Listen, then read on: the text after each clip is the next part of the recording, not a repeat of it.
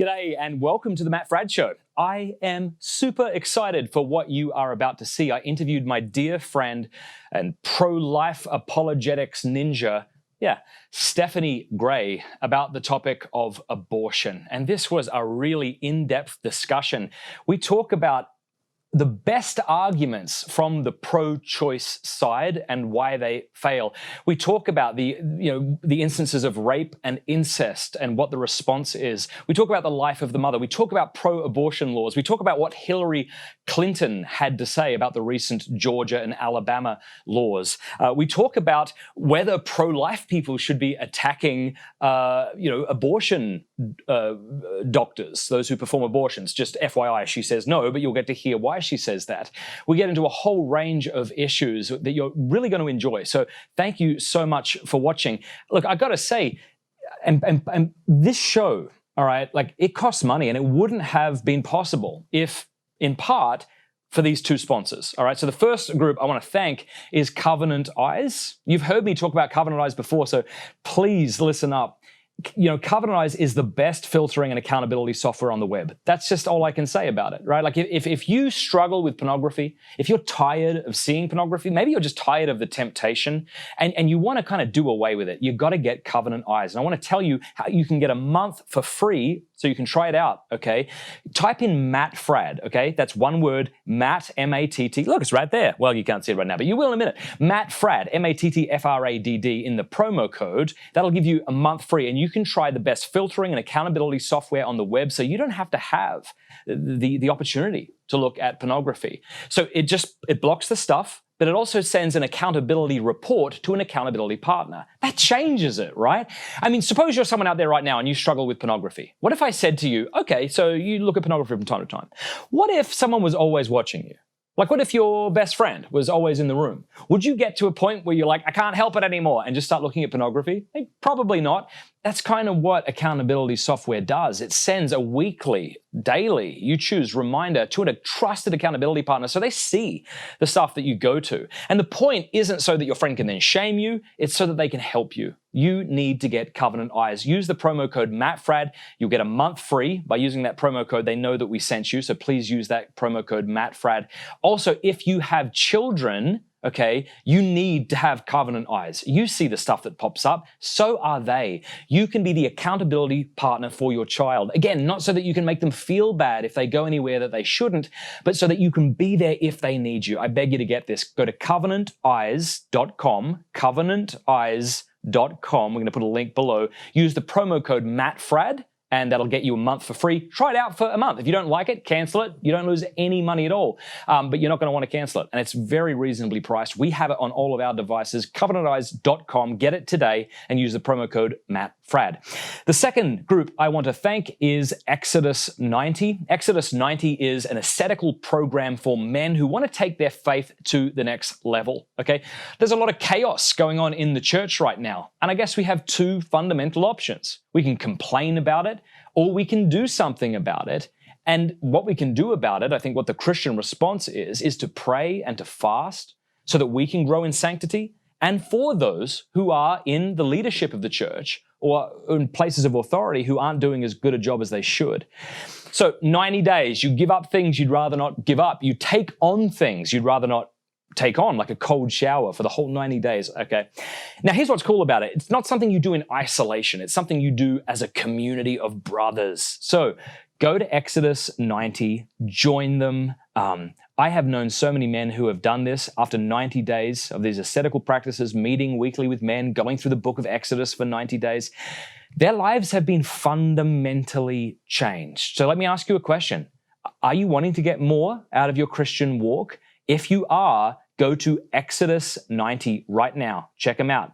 And I think you're going to find it's going to be a very beneficial experience. All right, here is the episode that I just recorded with Stephanie Gray. Enjoy. I mean, aren't you worried you might have food in your teeth? You do. Do I? You do. You have 2 black spots. So let's talk about morning people, first of all. Because you're a morning person, I'm a morning person. Woo! I was in the Philippines. You're going to find this funny. Do you speak Tagalog? No, I don't at all. But I spoke to about 10,000 people Well done. In like 2 days with Sarah Swafford. We flew over there together. You know Sarah? Nice, I do. Isn't she beautiful? Yes, yes. Met her at Seek 2019. Okay. See, so Jason Everett is super great with international trips. He's like, just get me in, I'll speak immediately and get me out. Right. Whereas I'm like, I need days to recover from the trauma and coffee, right? But this And one I need trip. pancit. What's that? Pancit, it's a Filipino food. Oh, is it? Okay. Yeah. Didn't know that. All I Okay. had was the cold fish head for breakfast. That Oh, was great. wow. But no, but I was like, I got this. I'm going to do with Jason Everett. I don't need to. I'm just going to, for the kingdom. And Totally. turns out I shouldn't have done that because it was really tough. But anyway, on the way back to the airport, the lady said to me, you are like a phone with many apps. I'm like, what? And she said, very exciting but dies quickly. Ah! Isn't that brilliant? You are kind of like that. I'm very much like that. Yeah, she you're sucked like, me up entirely. It was very offensive and revealing. It's But true. you know, Because I wake up and I can crack out more work in the Yes. first 3 hours of a day Yes. than most people could do in an entire day. Yeah. Like I am on fire. Yeah. But about 1 p.m., I'm done. I'm all about siestas. Yeah, me Yeah, too. yeah. But that's because we're morning people. Yeah. So we And then just at like night- jump out of bed like a tigger, Yeah. you know? And then my wife's different. In the nighttime, she's great. In the morning, she's brutal. Yeah, I just don't get that. So we want to talk about abortion. And you've been talking about abortion for how long? Well, on one hand, my whole life, because I was a child activist, but I have been speaking on it formally for pretty much 20 years. And I think, yeah. I am that old, Matt Fradd. How old are you? How old do you think I am? I don't want to. How Are old you do you okay think with I us am? doing this on camera? Yeah. 37. Oh, do you actually think I'm that, or you actually, No, I think you're that. like, you think I look that? Yeah. Really? Is that offensive? Have we just totally derailed this interview?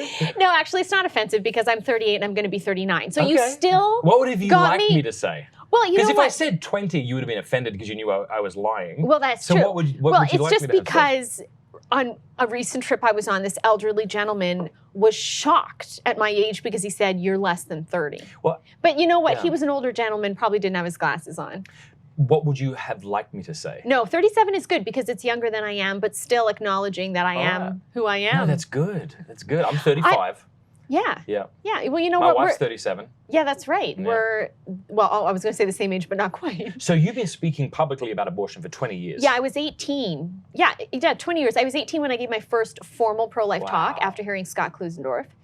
And I am 38, so that's 20 years. So when you say you were a child activist, how did that happen and what did that look like? So both my parents were super involved in the pro-life movement. They went to rallies, marches, conferences. Being born in 1980, 80s and 90s were a time in the pro-life movement of Operation Rescue, where Which means? pro-life activists in the United States and Canada in large groups would go to clinic doors, chain themselves together and chain themselves to clinic doors, always peaceful, but basically shutting down the clinic's ability to function for several hours until the police would come and beautiful. basically unlock them all. So my parents were friends with those people. Did they do So it? my Were they parents, ever well, you know locked to what? the door? My parents didn't because my mom always said, I can't imagine if the government would take you girls, my sister and I, take you girls from us. And so I think my parents were Right. afraid that if they got arrested, would social services step in and think that they weren't, you know. So do you So remember? they felt, they felt that they weren't in a place where they could do it, but they were friends with those people. So I grew up with, you know, the reality that my parents had friends who went to jail, and I went to visit one of them in particular. And so my mom volunteered at a pregnancy care center, and she was going to the hospital when her clients were giving birth. So that's what I grew up in. So do you remember a time when your parents weren't activists? And I do not. No, Oh, no. wow. I mean, I remember handwriting placards that we were going to take to the Vancouver abortion clinic. And the slogan was, I was about 8 years old, I was filling in the lines, be a hero, save a whale, save a baby, go to jail. wow, did you come up with that? That's No, no. no, I don't know if my parents That's did or good, someone I else like it. did, but That's you know. way better than the rosaries ovaries thing. Yeah. Okay. Wow. Yeah, so that's where I come from, Matt. And are your folks Catholic? Yes. Okay. So yes. and you've grown up in the church. I have. Did you ever question, wander away, have a more firm kind of resolve to follow Christ? Good question. I did not wander away, but I did question, and that was at a pivotal point, which happens for a lot of people when they leave high school and go into university. And I moved away from home, which I call kind of like my bubble. I was raised in a small town. I went to a good Catholic school. My friends were all raised in families similar to my family. And then I was kind of uprooted and I went to live in residence at the University of British Columbia. And life was very different there. And suddenly I was surrounded by people who didn't think as I thought, who were not taught as I was taught. And there was this whole other world going on where people were then challenging me. Why are you Catholic? Why do you have a pope? Why do you think contraception's wrong? Why do you think abortion is wrong? And I remember calling one of my high school teachers, calling him on the phone and saying, Mr. Glonick, I've gone to Catholic school for 13 years of my life. Why don't I have answers? Was he a faithful Catholic? He was. Yeah. And he said, you need to read a book by Karl Keating called Catholicism versus Fundamentalism. Yes. Yeah. So I read that Catholic apologetics book, and so that sent me on a journey to understand the reasons behind the claims that I was making. So it's not that I wasn't taught the truth or even taught the reasons, but at my age or stage, I couldn't really articulate the reasons back. And so I went on a journey to be able to do that when I was 18 years old. And then beyond just kind of apologetics from a Catholic perspective into just bioethics. Why is abortion wrong? Why is contraception wrong? All of these things. And when I started seeking out answers and explanations, I found them. And so that solidified the faith that I already had, made it very strong, and have kind of been going full steam ahead ever since. Yeah, so the questions that you were looking into were more sort of objections raised from our evangelical brothers and sisters? Initially, yes. And then some of the moral questions too. With abortion, I was more equipped in being able to give explanations just because I'd been such an activist as a child. I have letters that I wrote to, being a Canadian, the Premier of British Columbia, the Prime Minister of Canada, when I was 12, 13, and 14 years old. Wow. My name is Stephanie Gray, and you need to stop abortion, and you need to stop funding abortion. And then I remember at the time the Prime Minister of Canada was Jean Chrétien, and I was not getting letters back from him. I was getting them from his assistants, which is typical if you write, you know, a member of government. And so I remember being irate that the Prime Minister himself was not writing to 13-year-old Stephanie. I know. So I took those names of those assistants and I wrote them a letter. And I said, I don't want to hear from you. I want to hear from the Prime Minister. And that's wonderful. I was that kind of child. Did they write you back, or did their assistants write you back? It was just I don't know, but I have those letters. Yeah.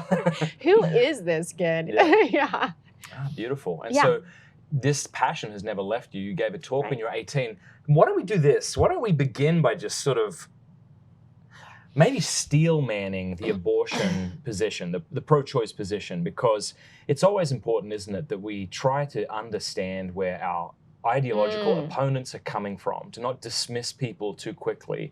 You know, we might not be able to agree with someone's position, but we can sympathize perhaps to some degree why they're at that position. You know, like people don't tend to hold to positions that they know are in direct defiance of the truth. So before we kind of get into why abortion's wrong, would this help? Sure, to let's just do talk it. about like why do people think it's right? And by steel man, what I mean is, you know, there's the fallacy of straw manning where you misrepresent your opponent's position. And I know that the people online pro-choice folks tend to do that in a great deal, right? So, you know, like you hate women, you're against women. Like, yeah, that's my argument. I hate women, therefore I'm against women. abortion. You know, you hate it just women. doesn't make sense. So let's do that. Why are people for abortion? What are they saying, and how would you articulate it? I think they would say it comes down to autonomy. We are a culture obsessed with autonomy, obsessed with choice and control. And so people in support of abortion would argue that it's about my bodily autonomy, my right to control my body. And therefore, if I want to have an abortion, which is something that involves my body being laid down on the abortionist table, then I should be allowed to access that. And at the very least, it shouldn't concern you, right? As a pro-life activist, you might disagree with my choice to do what I want with my body, but that's not, you have no right to speak to me. It's like, you know, you may not like if I do drugs, but I'm only impacting my body. Life. Now, of course, we could argue that the choice that you make to take drugs does have a ripple effect on other people in the community and so on and so forth. But they would look at it that way, that this is a choice I'm making for my life. Now, of course, we know where the pro-life response is going to go to that, but that's very much where the abortion supporter is focused. Okay, and then see, this is the difficulty. I think with some issues, we could steelman their positions all day, because I'm very sympathetic to positions. I am somewhat sympathetic to positions that are against, say, my belief in certain things.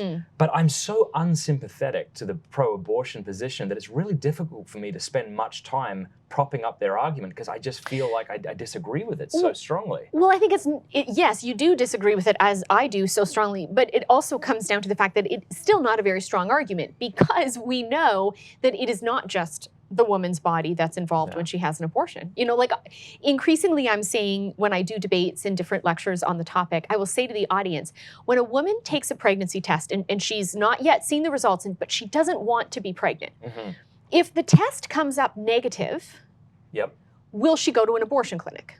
No. And they're always like, no, obviously not. And then I say, okay, but if the test comes up positive, and she doesn't want to be pregnant, will she then consider going to the abortion clinic? They say yes. And I say, okay, well, what is it that the positive test is telling her versus what the negative test is telling her? The negative test is basically saying, it's just your body.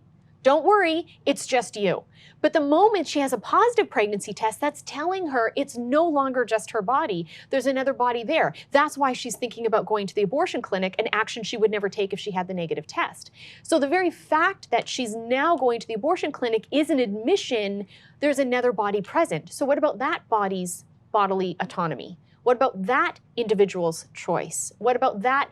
So then suddenly it becomes the choice I could make to lay my body down on the abortionist's table is a choice that if I'm pregnant is going to impact another body. And if I believe in bodily rights, then I need to protect the bodily rights of that preborn human being. Oh, you are so good at this. I remember. Oh, thanks, Matt. If only everyone said that. When I lived in Canada, you were there and you invited me to a debate you were doing on campus. Oh. And I think when people meet you, like you're so beautifully free and like joking around. And so that's how I knew you. And I'm like, can I come to this debate? I forget what university. It was in Ottawa. Oh, okay. And you were like, yeah. And you said something like, you want to come and see how terrible the pro-choice arguments are. And you just ripped them to shreds. I mean, you just decimated. And I remember that, I think they were bragging about how this guy was on the debate team and he was like #1 and he had gone to Harvard or something. But I thought, you might be good at debating, but if you're trying to defend a position that's not true, then... Exactly. At the end of the day, it's going to fall flat. I love how you put that about the body bit. Like, so if a woman takes a pregnancy test and she's not pregnant, as you say, her body was telling her something. There was a reason she went out. Right. I mean, unless she just had sex and was wondering, but often she might experience something different going on within her body and she gets the pregnancy test. Right. But but her body's reacting to another body. Like, so all of the physiological reactions a woman has when she's pregnant is because of the presence of another body. And so therefore, if there's another body, then how do we treat that other body? How ought we treat that other body? And that's actually an important distinction. It's not what can I do? The question is, what should I do? Can I have an abortion? Yes, I can do almost anything. Yes. The question is, should I do that in a civil society, in a society that believes all humans are equal, in a society that believes in the fundamental human right to life? Should I take this course of action? Okay, so the thing that's brought up immediately, as soon as you start making sense, right, what's brought up is rape and incest, right? Like someone might say, and I'm not asking you this, but someone might say, like, have you been raped? Do you have any idea the kind of trauma a woman goes through? Do you see how unloving and unsympathetic your syllogisms are to my pain? You don't, and you have no idea. And so you really can't speak to this issue. If I'm raped and you're forcing me, that's the language, to give birth to this child, that's immoral. And then incest is also brought up as well. How do we respond to these? So there's two approaches that we need to take. There's the approach of the heart and the approach of the head. And I think we need to start with the former. We need to acknowledge that anyone who's been victimized by sexual assault has been victimized, that they've been traumatized, that is a brutal assault for which there really aren't words to capture how vile it is. I have not been a victim of sexual assault, but I have many friends who are, or who have been, and I have seen the lifelong trauma that has brought to their lives. So while I can't say I've personally experienced it, I have observed through friendship the impact that has had on people who have personally experienced that. And I can acknowledge that that is a terrible thing. And those people who have been hurt need our support, they need our love, our compassion, and counseling, and so on and so forth. The question we then need to ask, moving from the heart to the head, so there's this expression of sympathy, and then this introduction of logic, will abortion unrape a rape victim? No. Will it undo the trauma? Will it take away the evil that has happened? No, it but won't. Someone would say, but it would make it less bad. If I'm raped, terrible, nothing can take that back. But if I'm raped and then forced to bring a child to term, and I'm living with a child who's a perpetual reminder to me of the rape that I've suffered, then they'd say, well, this is worse than being raped and then being able to abort the fetus. Right. So then if they focus on this being worse because it's the reminder, then I ask, if a woman has an abortion, will she suddenly forget she's been raped? She may not she may not ever forget it. She Correct. won't ever forget it. Yes. But this is a very visual and in-your-face reminder in a way that if she didn't have the child, it wouldn't be. Isn't that right? So we acknowledge that there's some reminder, but we can't acknowledge that to the point that to think that if we took that particular reminder away, that we'd be eliminating all other reminders, that there wouldn't be things there. The next point I would make is that I would ask the question, is it fair to give the death penalty to the innocent child? That's a consequence we don't even give to the rapist. In America, in the states where the death penalty is legal. Do you think we should? Do you think we should? I'm siding with, I think it's atrocious just how easy people who commit these heinous crimes get off. I think we need more serious consequences for the aggressors. Okay. As someone who doesn't support the death penalty in general, because Okay. I think there are ways to prevent criminals from being a threat to society without having to end their lives in a form of societal self-defense, that they can, I think even in cases of murder, I actually wouldn't support the death penalty if we could protect society by incarcerating the person, for life or whatever the case may be. But my point would be, generally abortion supporters, I find, are not supporters of the death penalty. So these are individuals that wouldn't give the death penalty to a rapist. They wouldn't give the death penalty to a murderer. So then we ask, if you won't give the death penalty to guilty people, why would you ever consider giving the death penalty to an innocent person? That in the circumstance of rape, the guilty party is not the preborn child, the guilty party is not the woman, the guilty party is the rapist. So we're now talking with the act of abortion about giving a consequence, a punishment to the innocent party that we're not even giving to the guilty party. And even if we were giving that to the guilty party, I think we should all agree that no innocent person should ever pay the price of a crime that they themselves have not committed. So I would make the point that abortion is not going to unrape a rape victim. It is not going to take away the memories that she's been traumatized. And then most foundationally, we in a society that supports human rights may not give punishment for a crime that the individual being punished has actually not committed, that they're not guilty of. And so, it's kind of like if a born child looks like their father and the father commits a crime in a small town and, the child grows up and looks like the father. Well, the locals in the town who were traumatized by that father's crime may not justifiably attack this child of the criminal because he is a reminder of what his father did, because he looks like his father and people, get memories of what evil had occurred previously, that we don't punish innocent people for the crimes of guilty people. Now, the abortion supporter will come back and say, well, a fetus isn't a person. Yeah, I want to hone in on this, and because this is a question that's kind of come up a lot lately. Right. Okay, so, if you say, I'm willing to grant that this is a human life because it has human parents. Right. But that's a far cry from saying it's a person. And so now we need to define terms. So yes. Yeah, I'd love you to spend some time on that. Sure. So then I will ask the abortion supporter, what is a person? How do you define a person? And what are some answers you get? So the typical answer you get is more along the lines of Peter Singer. Yeah, Peter Singer, who is a professor at Princeton University, kind of would argue that a person is someone who's rational, conscious, or self-aware. And so the abortion supporter will say, even if biologically you're human, the embryo, let's say in the first few weeks of pregnancy, even the fetus, in the first trimester and so forth, they will say, well, that entity is not rational, conscious, or self-aware in that moment, and therefore, even if biologically human, is not a person. So I would then say, okay, well, if our definition of a person, and therefore what gives you the right to life and what stops me from being able to kill you, definition of a person is you're rational, conscious, or self-aware right now. What about when you're having surgery and you're under anesthetic? In that moment, you're not rational, conscious, or self-aware. If surgery is happening and I look at you and I say, can I kill you? You're not going to respond back and say, no, please don't, because you're under anesthetic. If you're sleeping and I whisper while you're sleeping, Matt, may I kill you? You're not going to say, no, please don't kill me, because you're not rational, conscious, and self-aware at that moment to the way you are right now. And we still acknowledge you're a person, because we would say by virtue of being human, you have the inherent capacity built into your human nature to be rational, conscious, or self-aware, but you can't currently express that due to your circumstances of sleeping or being under anesthetic. In the same way, by virtue of being human, the embryo or fetus of human parents has within his or her nature the capacity to be rational, conscious, or self-aware, but cannot currently express that because of her age. So when you're sleeping, you can't express it because of your circumstances, and that can change quickly. In the embryo's case, the embryo may not or cannot express it because of the embryo's age, which will change as the embryo gets older.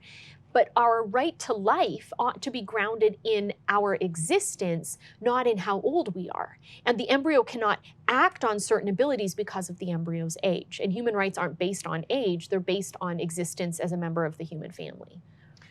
Well put. I think someone might come back though and say, but isn't there something in the fact that an embryo has never been conscious, aware, or rational? So when I'm conscious, aware, and rational, I desire to live. When I sleep, I don't want to be dead, but when I'm asleep, I have dreams and aspirations. The embryo has never been these things. Yes. And so it would seem less evil, no? Well, so this I isn't would my ask opinion, yeah, but absolutely. this is what I think someone would say. It seems less evil to do that then. So then I would ask the individual, why is that relevant? So the fact that you have experienced being rational, conscious, and self-aware right now, and then you might lose that ability to currently act on that if you're under anesthetic, if you're sleeping, and then you're going to come out of those situations and act again. The fact that you've previously had this experience, why does that matter in contrast to the embryo who has not yet had that experience? Yeah, why is that relevant? I would question. ask the abortion supporter to articulate why I think that matters. I think for me, I would just say, yeah, I'm definitely in a trap, and I don't know how to respond in a way that would do justice to my pro-abortion position here. But I think it's something like, it may not say anything to whether or not I or you or someone in anesthesia has dignity, but it does seem like I have a desire to live, and it would seem wrong for you to deprive me of life because I have that desire. An embryo has never had it, and so to deprive them of life is, you're not kind of, they have no idea that it's happening. So they do Just have like no I have idea. no idea that it's happening under anesthesia. I Correct. Get that, or but let's go a little further ahead, but much further back from where you and I are. Let's take a late-term fetus, where most people, even who support abortion, would object to the abortion of that preborn child, 8 months pregnant. Most people are not going to support abortion that late in pregnancy. Or let's just take a newborn baby, whether it's the 8-month fetus or a newborn child. Those two individuals are not rational, conscious, and self-aware to the level that we are. And same thing, if I am cradling a newborn baby and I whisper in the child's ear, may I kill you, that baby has no ability to comprehend or respond. You could, with the help of medicine, kill that child in a way that wouldn't be painful for that child, presumably. Oh, absolutely. Right. But we could put the child under anesthetic and then end the child's life. Right. But it would still be an wrong. atrocious thing. Exactly. Yeah. And there you go. So I would say the point is that it is wrong to kill a human, not because the human feels pain at the time of killing, not because the human is aware at the time of killing, but because the individual being killed is a human. And so whether the preborn child feels pain or not, is aware or not, can respond or not, isn't relevant. What's relevant is this child a member of the human family? And that's why with abortion supporters, I like to use reference to the United Nations, which is often perceived as being a pro-abortion institution. But if you look at their foundational documents, they are profoundly pro-life. The Universal Declaration of Human Rights says all members of the human family have the right to life. And then they say in Article 6, everyone ought to be recognized everywhere as a person before the law. Well, who's everyone? Well, the preamble talks about all members of the human family. So since the preborn child is a member of the human family by virtue of having human parents, then Article 6 applies to them as much as it applies to you and me. That by being members of the human family, they ought to be recognized as persons everywhere before the law. Interestingly, the UN also has adopted a document called the Covenant on Civil and Political Rights. So this document goes through a whole bunch of stuff. It's very lengthy, but there's one part of the document that references countries in which the death penalty is legal. And they say in countries where the death penalty is legal, it may never be done on a pregnant woman. Wow. I know. How long until that changes? Oh, yeah, exactly. But to make that change would ruffle feathers again, especially amongst people who don't support the death penalty, or even if they do, wouldn't support it being given to innocent people. If you could have two women in the same country who have committed crimes that, according to that country's law, are worthy of the death penalty, one woman is pregnant, one woman is not. Both of them are guilty. If only one of the two under that law is going to be killed because she's not pregnant, since both are guilty, that's an admission that within the body of the pregnant woman is an innocent party, and we don't kill innocent people for crimes that they haven't committed. So interestingly, not only is it the existence of a preborn child that saves some mothers from being killed by the death penalty, but the point is it's an acknowledgement that in her body is an innocent party, and so we don't kill innocent people for crimes they haven't committed. Very well put. To talk to us about this violin argument, this bodily autonomy argument. Maybe tell us a bit of the background behind this argument.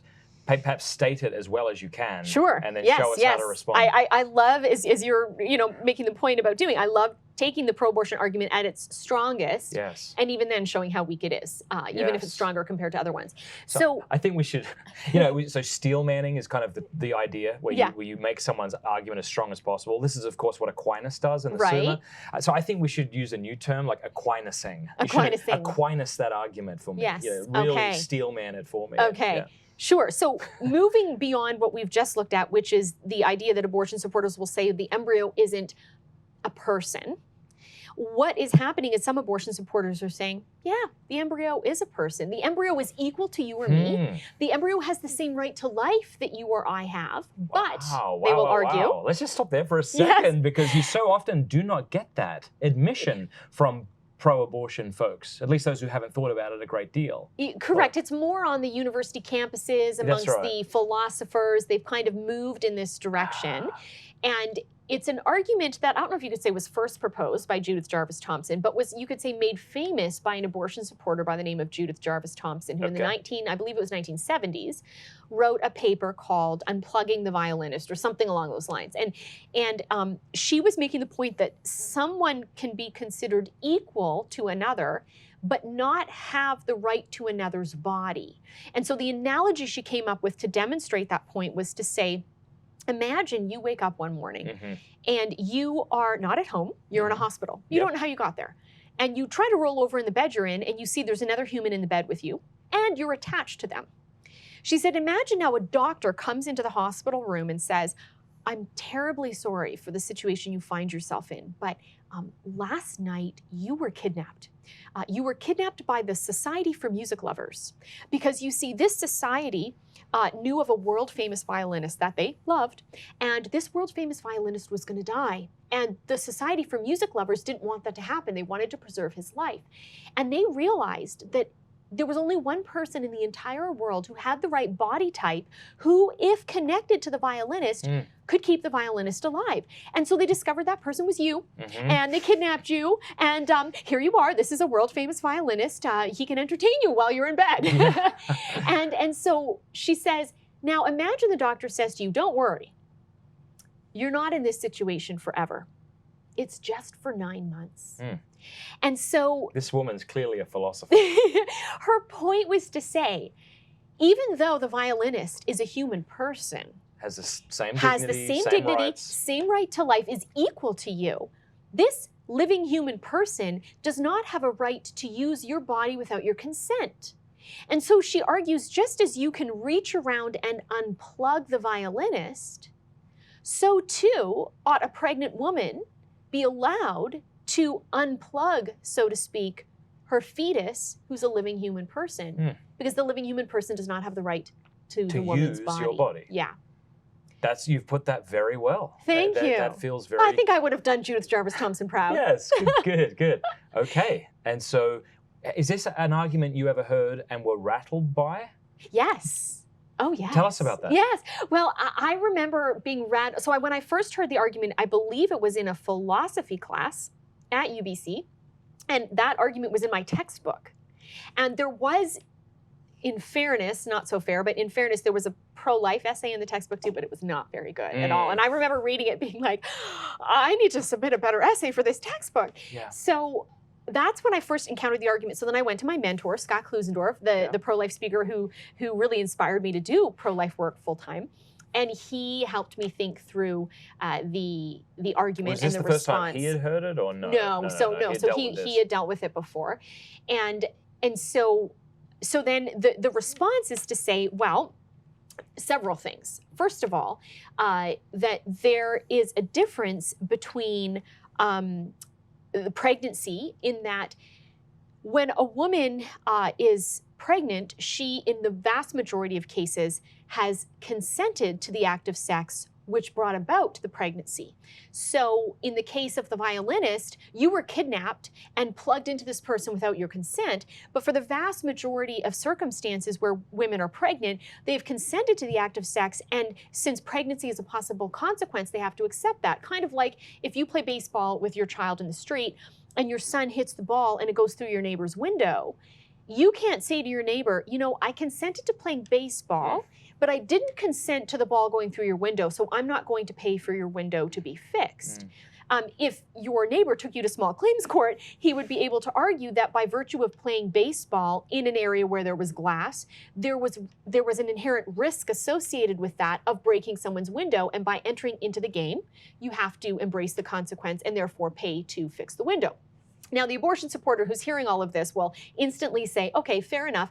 That could cause us to say, well, the vast majority of abortions wouldn't be allowed because the woman consented to the sex. She has to accept the pregnancy. But what if she hasn't consented? Okay, but would they jump there so quickly? Would they not try and hold that ground longer than that? Not in my experience, but if you want to try to hold that ground, let's go there. I'm not sure. I'm not sure if I would. I suppose in our modern mind, we have really separated sex and the ends of sex. Right. So sex is no longer something that I do for the good of me and my beloved necessarily, or if it is that, it's something totally distinct from having a child, isn't it? Well, this is true. There is that divorce of pregnancy from sex, so that people will say that isn't what I was matter. Consenting to. Yeah, I wasn't. Even if it's tied into the biology of it, I don't want that. So, in fact, they might even argue I used birth control, so I was actively trying to avoid that consequence. Therefore, I'm not responsible. But I can see how your baseball analogy would refute that too. I mean, or driving fast on the highway. Right. All these sorts of things have these inherent risks, regardless of the precautions I take as I drive or as I play with my son. Or even if you think about what we do when it comes to what's the word? I'm losing it. Not thinking of it. But when you have to pay child support, right? So imagine you have a couple have sex, they break up, woman finds out she's pregnant, goes.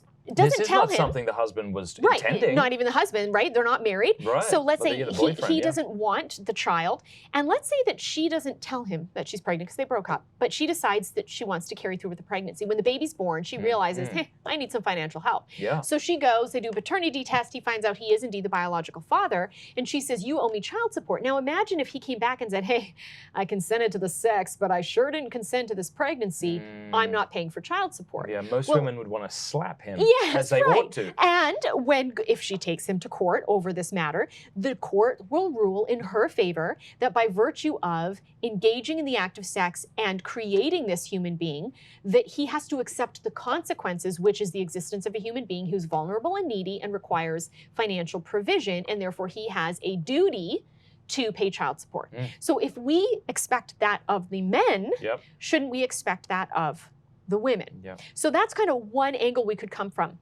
Another angle that we could come from is to say parents have a responsibility to their offspring that we don't have to strangers. So the nature that's of it, yeah. me in bed, for example, with a violinist is I don't know this person. And so it's nice of me to use my body to help them. You could choose to do that. Correct. That might be a nice thing, but you're not obligated. Correct. There's no obligation. There's no moral duty to do that. And that is the difference, we could say, when it comes to pregnancies. It's a parent-child relationship, which is then where we can deal with those exceptions where someone hasn't consented in the case of sexual assault and nonetheless gets pregnant while they haven't consented to the act that brought about the pregnancy.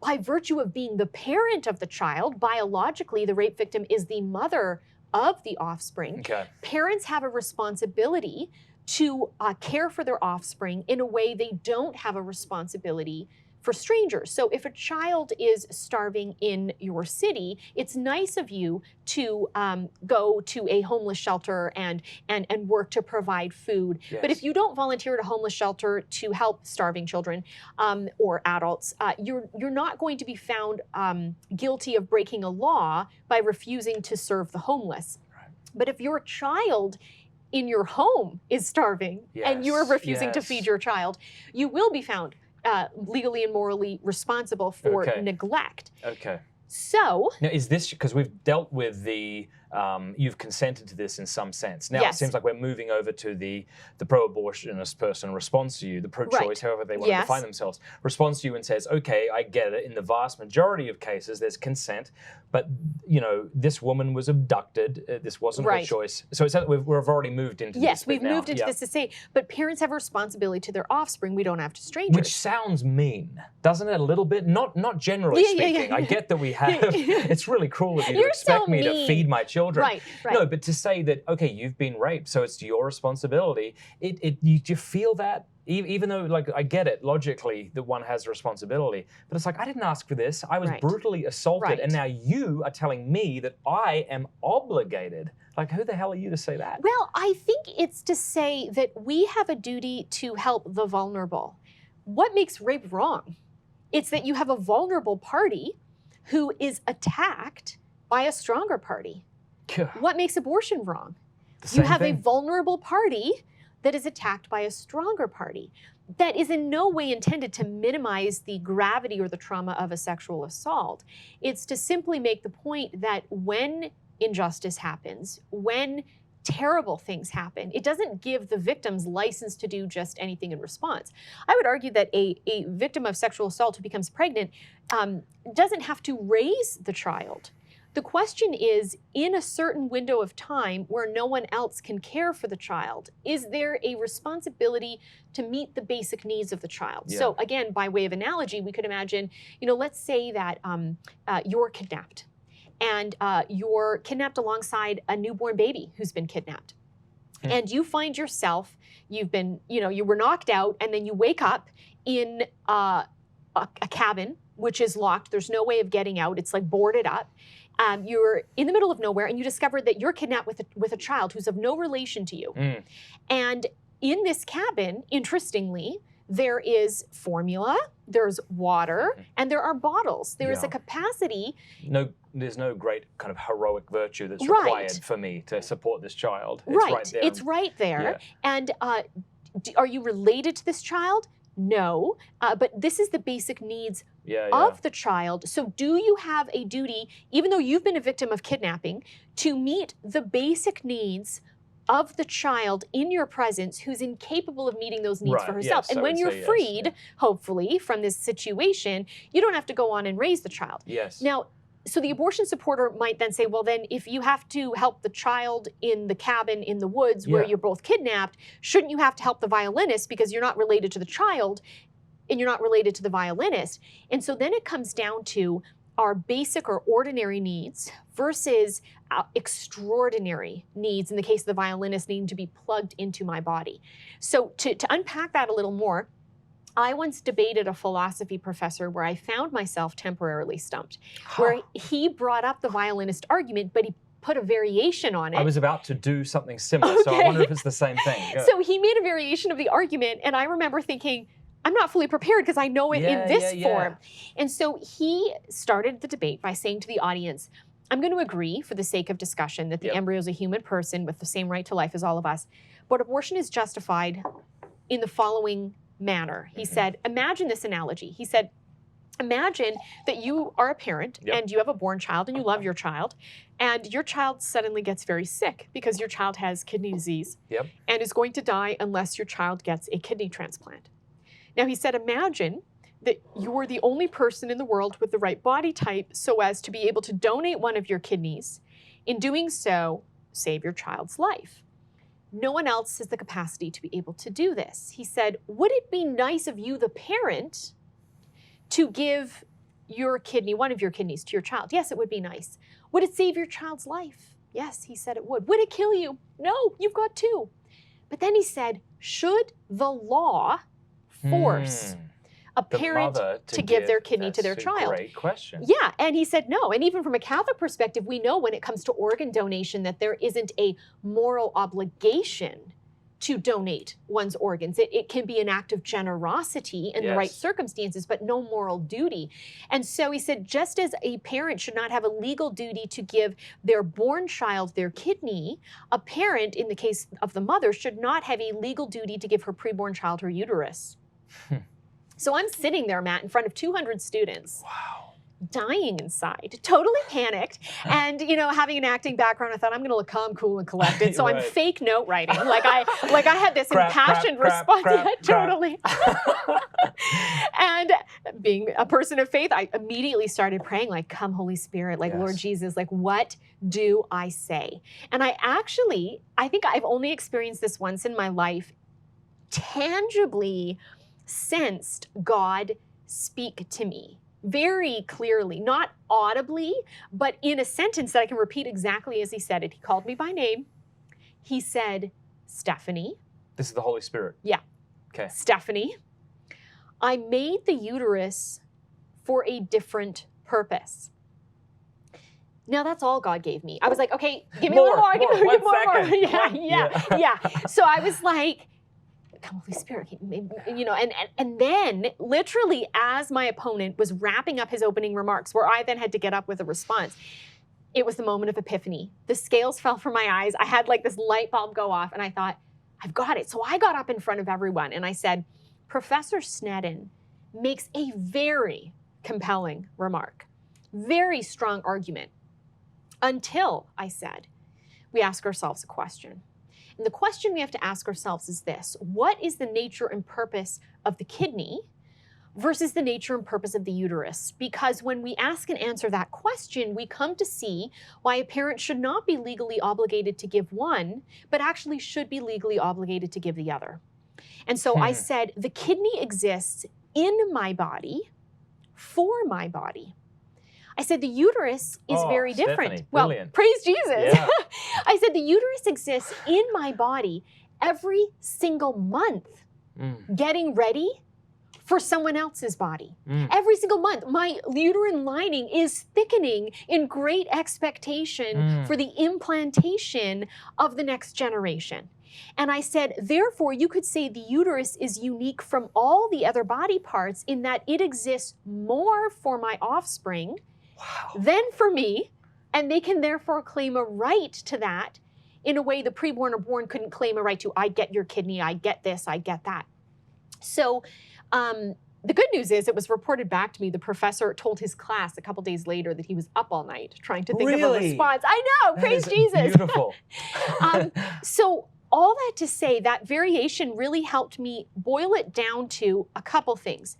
It's the parent-child relationship. This is back to the violinist. Okay. Yeah, violinist, and then And his then the purpose of variation. And even once someone said to me, it's nice of me to donate my blood, but I have no legal duty to donate my blood. Right. That's true, but my blood's in my body for my body. The uterus is in my body for my offspring's body. So therefore, not only is there a parental responsibility, you're the parent, this is your child, there is a parental responsibility to meet the basic needs of one's offspring. And so it's nice for a child to be taken to Disneyland, but there's no duty. Thank goodness, because I hate Disneyland. I hate going to those theme parks. That's an extraordinary thing. It's not an ordinary thing. But food, clothing, shelter, that's ordinary care. Yes. And so in the case of pregnancy, maintaining a pregnancy, allowing the uterus to be used for the very nature the uterus exists for, is the food, clothing, and shelter, so to speak, for the preborn child that's needed at that stage of one's offspring's life in the way a born child who is an offspring needs that. And then, so I would argue that because the parent-child relationship, because the nature of the uterus, because it's basic care, you have to care for the child. When it comes to the violinist, that's above and beyond the call of duty. So here's a question. It's extraordinary. Versus the child in the cabin, that's feeding a child who's not related to you is ordinary care. Yeah. And then the added element is, if you're the parent, even more. So here's a twist on the violinist argument that just came to me. So let's twist this up.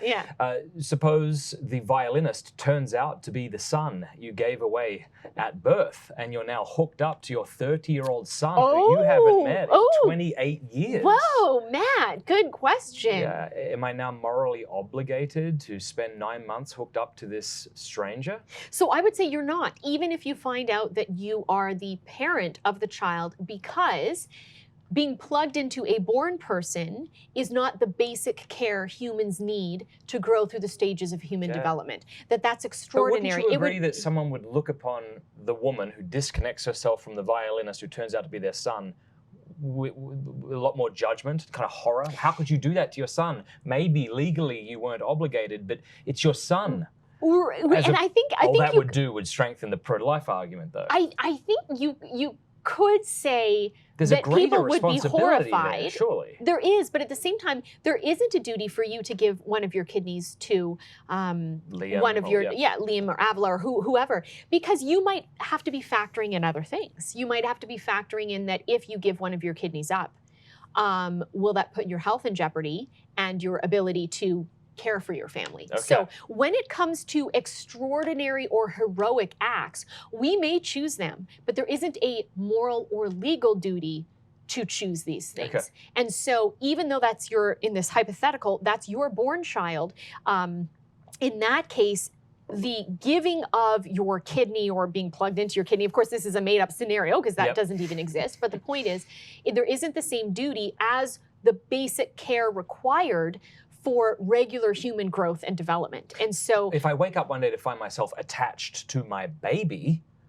you would say I have that obligation, right? Like let's change that. I would say that you have an obligation to provide the basic care for your child. And again, that's not basic. So I could choose to remove myself and have the child die and that not be immoral. If the child died, the question would be, what did the child die from? Did you kill them Because directly? Is it within the nature of our species to need to be plugged into someone? It is for the first 9 months of pregnancy. It actually is within our nature. And so there's nowhere else for the child to be. That's the basic care required of a child. And you could argue that even after birth, there's a little bit of that when it comes to breastfeeding. So there is some degree of attachment. But then it comes down to, is this basic care required for the natural, normal human growth and development within our species versus something extraordinary stopping you from dying from kidney disease or something else? In that case, in the case of the preborn child, the child is just living.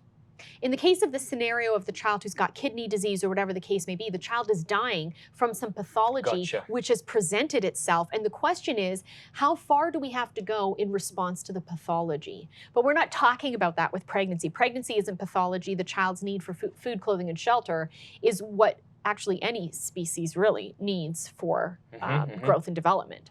So we're moving in here to kind of the health of the mother, because I find that a lot of Christians, right, they'll say, I'm against abortion, and they may even say, well, I'm even against abortion in the cases of rape and incest, but if the mother's life is in jeopardy, then they'll say abortion is okay. Where do we stand on that? How do we respond to that? So we need to begin by saying, well, let's even use a term that you used, which I would say to the person in conversation, which is if the mother's life is in danger. So I would say, what is a mother? What makes a woman a mother? I am a woman, but I'm not a mother. Now, we could argue I'm a spiritual mother, but the point is, I'm not a biological mother. I'm a woman who's not a mother. So what distinguishes women in general from mothers specifically? They have offspring. That they have offspring. So therefore, we know now to be a mother involves the presence of another. And it involves a very special relationship, one of nurture and care for the more vulnerable party. So starting with that, then I would say, okay, in the scenario you've described, this is cause for concern. We ought to respond. The question is, how ought we respond? And in terms of figuring out our how, the beginning place has to be 2 lives are involved, the mother and the child. Yep. And we have to value both lives equally. We recognize both are unrepeatable and irreplaceable. Both are willed and loved in the eyes of God. And the mother isn't more important than the child. The child is not more important than the mother. They're both equal. But we recognize because one party is more vulnerable, the younger preborn child, that child is actually dependent on the mother, equal to but dependent on the mother. So if we want to preserve the child's life for a good portion of the pregnancy, we actually need to preserve the mother's life. Yes. So that would be the general information I would propose at the beginning. And then I would say, in order to determine how we ought to respond, we can acknowledge that there are some paths we could take that are immoral. And although those aren't open to us, it doesn't mean that there aren't other paths we could take that would be moral. So, for example, imagine you're driving home and there's a big orange sign up that says, road closed, detour ahead. Okay. And then you follow these arrows that take you all around a neighborhood you normally don't go through to ultimately get home. Do you still get home? Yes. Yes, but not the way you normally take. Yes. That option wasn't open to you. You still reached your final destination, but you went around a longer path. So in the same way, I would say when the woman's life is in danger, we want to reach that end goal of saving her life. Yes. But road closed, detour ahead, the one path that is not open to us is the path that would involve directly and intentionally ending the child's life, because it's wrong to directly and intentionally end the life of an innocent human being. This is why I so appreciate your consistency here. Because it's very difficult for me to listen to politicians who want to say that they're pro-life and then they throw up these exceptions. Yes. Because the question is it ever justifiable for a big, strong person to kill a little weak person? Exactly. Or a little weak, innocent person? That's the question. And if it's not, then you just cannot. You've got to be consistent. Correct. I get from a legislative point of view that you might have to kind of, I don't know, play that game a little bit so your argument is more palatable to people. But you just have to be consistent. So if you can never directly kill an innocent human being, then that road is closed. So tell me what to do. It's closed. So then we go around the bend and we say, okay, well, first of all, what is the situation? And how do we best respond to the pathology that is present? Give us a common pathology. So let me give you 2 scenarios that I think help make the pro-life position clear. One would be chorioamnionitis, which I'll explain in a moment. The other one would be a tubal pregnancy, and that's going to happen in the first trimester. Chorioamnionitis can happen later in pregnancy. So let's start there with chorioamnionitis. So that's infected membranes. That's a severe infection that results in the case of a pregnant woman. And if the infection remains in her body, she will die. And if she dies, the baby dies. So in the case of chorioamnionitis, what you need to do is get the infected membranes out of her body. You need to get the infection out of her body. The way to do that is to induce labor. Remove the infection. This is where in philosophy, of course, you would have covered this a lot. The principle of double effect comes into play, which says you may never do evil to bring about a good. You can only do good or neutral actions. Acknowledging that when you do good or neutral actions, you can have effects. You can have a good effect and you can have a bad effect. But the effects are different from the action itself, which can't be bad or can't be evil. The action itself has to be good or neutral.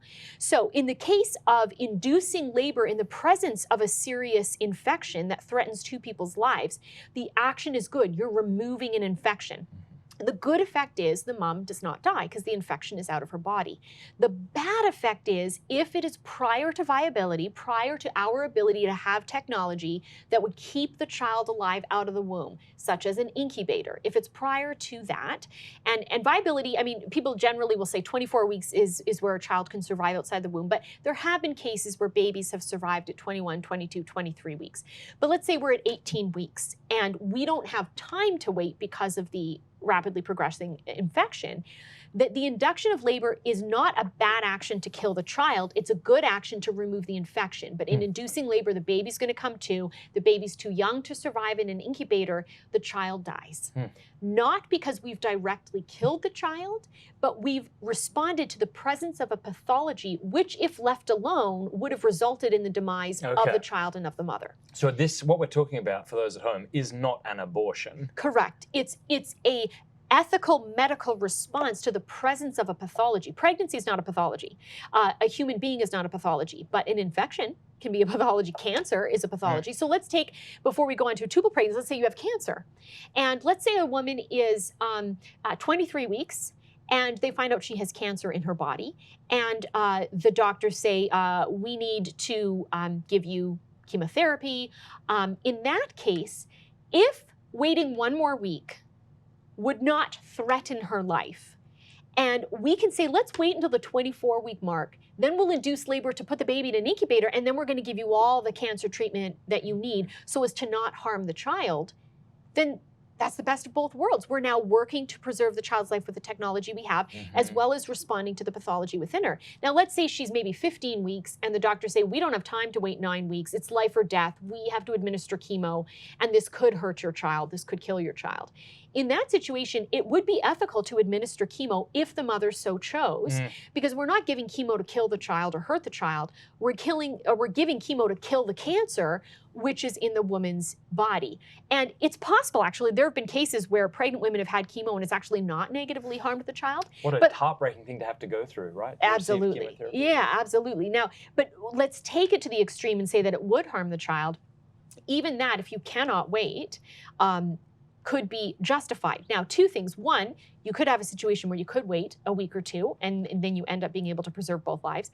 Alternatively, you could have a situation where a woman in an act of heroism says, if I can be alive long enough to carry this child to term, but I'm really creating a situation where the cancer is just going to take over me. In an act of heroism, she may choose to do that. And there's a woman back in Canada where I live who found herself in that situation. She had about a 2-year-old son, was pregnant, and the doctor said, look, we need to do chemo, we need to intervene, but you know, your pregnancy will end, the child will die. And she looked at her 2-year-old son and she said, I would die for him. My wife did this, it's almost bringing me to tears. When Liam was born, it was an emergency section, and the drugs hadn't even kicked in.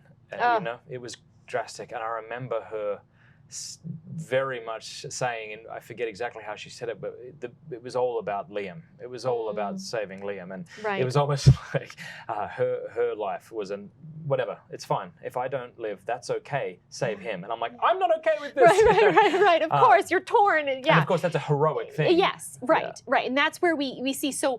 But the point is that either way, whether you choose that act of heroism, whether we can actually wait until viability, or whether we don't have the technology to save the child, the point is we're not acting to directly and intentionally end the life of an innocent human being.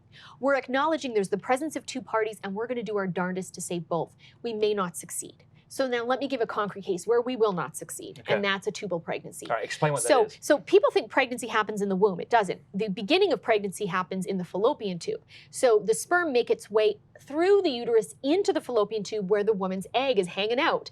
Fertilization happens in the fallopian tube. Once fertilization happens, you have your genetically distinct new human being, different from the mother and father, growing as the one-celled embryo, and then 2 cells, 4 cells, 8, and doubling and so forth. In a normal, healthy, functioning pregnancy, within about a week, that embryo will move with the little hairs through the uterus, through the uterine tubes, the fallopian tubes, will be swept through the tubes into the uterus, implant, and grow for 9 months.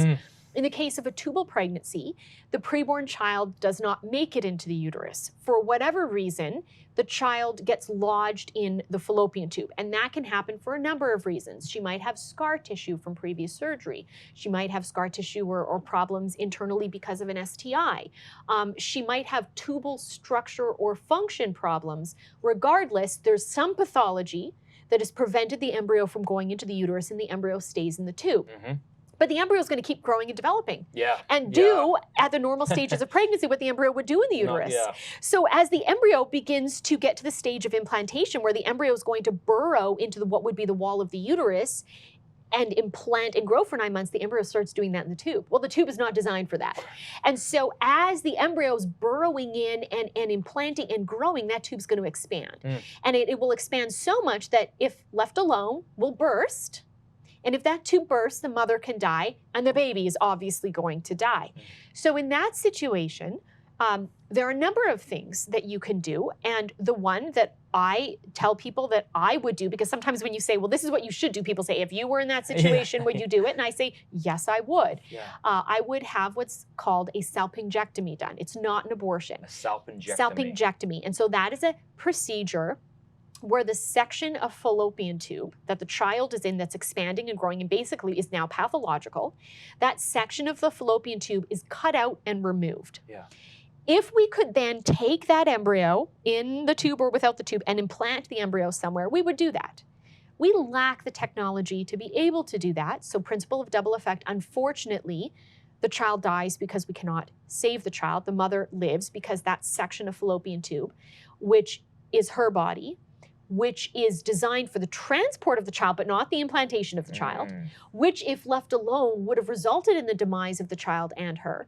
That section of her body, of the tube, that part of her body was removed, therefore she's not going to die. Now some abortion supporters will say, wait, if the embryo over here is dead because you did a salpingectomy, or the embryo is dead because you directly targeted the embryo, you aborted the embryo, you tried to kill it. No difference. Same result. Exactly. And so that's where we say, okay, this is where we need to look at a situation and analyze it, not just from the end result, but from the means.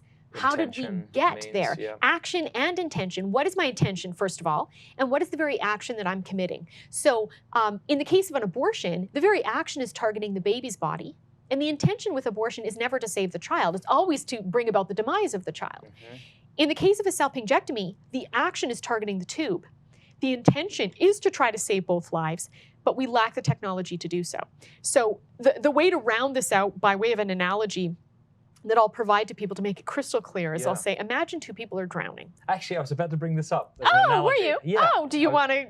Well, I was. What's your analogy? Well, no, I haven't thought about this a great deal, but suppose I'm out on the lake and we're canoeing, and my wife and son are in another canoe, and it capsizes, and they're both struggling, and we're in the middle of the lake, and I want to save them both desperately. Yeah. But suppose I lack the strength to save both of them, then I have two options. I either save one of them. Yeah. Don't save either. Or try to save both unsuccessfully. Right. And so it would seem that the best thing to do in that situation would be to successfully save one. Right. Absolutely. You try to save both. And the right thing is to never directly and intentionally kill one. So let's say they've separated. Yeah, I'm not holding Liam under. Right. While you're pulling Cameron. Exactly. Yes. And so the point is that let's say they're far apart. And you swim to the closest one, let's say it's Cameron, and you've got her now on your back and you're swimming towards Liam. If you get to him, his head's above water, and you push his head down, there's a problem there. You've just killed him. But if just before you reach him, his head goes underwater and you can't find him, then you've been unable to save him. Now, in both scenarios, he's dead either way. But in one case, you directly killed him. In the other case, you couldn't save him. Yes. So that's why when the woman's life is in danger, you do a salpingectomy versus doing an abortion. Yeah, the end result is the dead baby in either case. But the means are so profoundly different. In one case, we did not have what was needed to preserve the child's life. In the other case, by way of doing an abortion, that would be directly and intentionally acting on the child's body to bring about the child's death. So that's always wrong. Gosh, fantastic. So it's so interesting when all this comes up politically and people talk about, well, this law and that law, and we need these exceptions for the woman's life being in danger. I always want to say, can we just slow down and talk this through? Like, we don't need these exceptions, and saying that we have a pro-life law that never permits abortion is not saying line up all these women for death because that's what will happen. No, I've just given 3 examples: cancer, chorioamnionitis, tubal pregnancy, where we can intervene and save the mother and do our best to try to save the baby too. I guess the problem is this is such an emotional thing for many people. Yes. And what you've just laid out is a very intelligent, philosophical sort of, and what we get is sound bites. Yes. So that must be so frustrating for you as someone who's studied this for so long. I want to give you a a quote from Hillary Clinton. Oh boy, this should be fun. Yeah, this came out after the Alabama laws and the Georgia heartbeat law. Yes. She tweeted this out, and I want to get your response. The abortion bans in Alabama, Georgia, Ohio, Kentucky, and Mississippi are appalling attacks on women's lives and fundamental freedoms. Women's rights are human rights. We will not go back. What say you to Hillary, who's obviously watching? Yes, well, yes. Hello, Hillary. How are you? Yeah. My first response would be to say, if you believe in women's rights, when do those rights begin? Oh. What about the woman in the womb?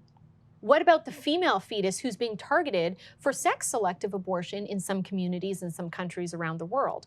So if we believe in women's rights, then those rights begin when you have a female, and a female begins at the moment of sperm egg fusion, the moment of fertilization, roughly 50% of the time, unless a male child is conceived. So therefore, what about the rights of women in the womb? And when she speaks about women's rights, again, it comes down to when a pregnant woman is pregnant, is it just her? Or do we now have not just a woman, but a mother? And that's the important thing, is a woman or a mother. And that's the key, is what do we, you know. This all boils down to one question. What is the unborn? Well, this is funny you should say that, because yes, it does. And I've spent my career saying it comes down to the question of when does life begin? And I did a debate a year ago at the University of Virginia, in Charlottesville, Virginia, the University of Virginia Law School. And I changed my strategy and I said, the question I want to ask us today is this: what do civil societies expect of parents, and when does parenthood begin? So we can ask the question, when does life begin? But let's actually talk about, when does parenthood begin? Because if you look at news headlines about parents who starve, kill, torture their children, whether you support abortion or you oppose abortion, there's this unified horror at these types of stories. Like there was that family, I think in California, that husband and wife, it recently came out in the news, they had like 8 children in their homes that were in cages. And it was a nightmare story. Lord. It was horrifying. And even people who support abortion would agree this is that atrocious. Was wrong. Why? Well, it's not just, it is wrong because innocents were harmed, but it's not just wrong because innocents were harmed. Yeah. It's wrong because the innocents were harmed by their parents. And there is a sense we all have that parents have a responsibility to care for, not harm their children. So more and more, I'm trying to frame the abortion debate as a question surrounding what do civil societies expect of parents, and when does parenthood begin? And you become a mother the moment a preborn child comes into existence. You become a father the moment a preborn child comes into existence. So, you know, if you're going to a baby shower, you know, people, and the baby's not yet born, people will often get these cards, congratulations, mother-to-be. And I want to set the record straight. You're not a mother-to-be. I am a mother-to-be. Yes, that's I am a mother-to-be. And people are like, you're pregnant? Yes. No. The whole reason I'm a mother-to-be is because I'm not pregnant and never have been. Yes. I am a mother-to-be because I'm not yet a mother. But if you're pregnant, you are not a mother-to-be. You are a mother. And so it should be congratulations, mother. So then it comes down to, what do we expect of mothers? And so that's what I would ask of Hillary. What do we expect of mothers? And to some extent, she should be able to answer that in a positive and affirming way, because she is a mother, and she's been a mother to Chelsea, and she's now a grandmother to Chelsea's child or children, whatever the case is. And so we know it intuitively, and what we want to do is tap into the intuitions people have and make the connection for them in the case of the preborn child. What do you say to people who say, we don't know when life begins? And isn't this just a religious claim to say that there's some kind of soul thing that happens and that's just a religious idea? Right, right. When people say they don't know when life begins, I then ask a question back and say, out of curiosity, when do you ban abortion? And wherever they ban abortion, I would say, well, isn't that when you think life begins? So if they ban abortion at 6 months pregnancy or at birth, then they must be acknowledging life begins there. Otherwise, they wouldn't ban abortion there. So then you make that point to show them you're claiming you don't know when life begins, but you are asserting you do. Because you just said because you just 6 drew a months. line. But then here's the question, on what basis do you have for life beginning at 6 months or life beginning at birth? Even if you look at the number 6 months, that label, for us to get there, 6 months, implies that we think something significant happened 6 months ago that caused us to count the passage of time, that caused us to look at the clock ticking. Oh, we got to 6 months. Well, if we got to 6 months, if fertilization is what happened 6 months ago, isn't that when life begins? If fertilization happened 3 months ago, instead of drawing the line at 3 months, wouldn't it be 3 months ago that life begins at the moment of sperm egg fusion? If someone were to say, well, I don't know when to ban abortion because I truly don't know when life begins, then I would say 2 things. 1, I would give them the science for life beginning at fertilization. But 2, I would say, if we don't know and you don't know except the science, shouldn't we err on the side of caution? You know, if you're going to blow up an old building and you've got your dynamite all around, you're about to do an implosion, but someone says, you know what, I don't know if everyone's out of the building. There could be someone still inside here. Do you just say, well, let's blow it up anyways? You know, or do you err on the side of caution and say, we're not going to blow this building up until we're sure? So to say, I don't know when life begins is different than saying there is no life here. Yeah. And if someone cannot declaratively say there is no life here, but instead they're like, I just don't know, then they actually need to err on the side of caution and say, well, if we don't know, if there's a chance, then we need to err on that side. But talk of the science for a moment. Sure. Of the moment of conception. What happens? How do we know that that's when life begins? Yes. So one of my favorite papers to reference on this is a scientific paper written by a physician and scientific researcher, Dr. Maureen Kondik, who wrote a paper called When Does Human Life Begin? And in that paper, she makes an amazing case for life beginning at fertilization and for life beginning at the beginning of fertilization, because the beginning of the beginning. The beginning of the beginning. Because if you know anything about science, and this is where, again, you don't know who you're talking to. You could be speaking to a med student who will say to you, well, fertilization's a process that takes 24 to 48 hours, or whatever the case may be. So at what hour does life begin? So Dr. Kondik makes the point that it literally begins at the beginning of that, let's say, 24-hour period. And she makes the case this way. She says, when scientists have a bunch of cells and they want to know, are these cells all the same type, or are they different? She said scientists look at 2 criteria. They look at cell composition and cell behavior. So in other words, what is it made up of? What does it do? And so she said, when you look at a sperm cell, what's its composition? The genetic material of the father. When you look at an egg, what's its composition? The genetic material of the mother. So already with sperm and egg, we know they're different cells because of composition. She said, now let's look at behavior. When a sperm is in existence and alive, it swims to find an egg and fertilize it. That's the behavior of a sperm. Seek out an egg and penetrate it. An egg, what is the behavior of an egg? It's to sit around and allow for penetration to occur. So by behavior, we can see the sperm cell and the egg cell are different from each other. By composition, they're different from each other, therefore different cells. So here's how that's relevant. Let's look at that criteria in light of the one-celled embryo or zygote. Is that embryo or zygote, same thing, zygote is the one-celled embryo, is that individual, that cell, different from the sperm and the egg by composition behavior? Yes, here's how we know. When you have the embryo, even before the chromosomes have intermingled, because that takes time. And so at the moment of sperm egg fusion, when you have the sperm's head, which has gone into the egg, you now in that entity have the composition of the mother and the father, the genetic material of both. The chromosomes haven't intermingled, but they're all contained in that one cell. So by composition, we know we're dealing with something different. Then let's look at behavior. If you look at one embryo, the moment a sperm has penetrated an egg and you have the embryo, if another sperm comes along, what happens? Is it allowed to penetrate? I don't know, I guess not. It can't, and it doesn't, because this zone is created around the embryo that prevents penetration from happening. Now, if that was the egg cell, it would allow penetration. If it was a sperm, it would be swimming around.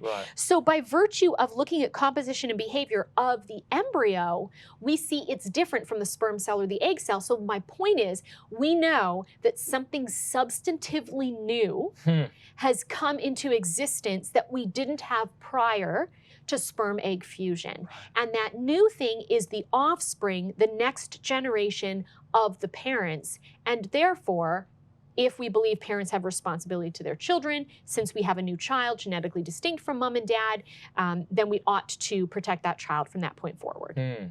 Excellent.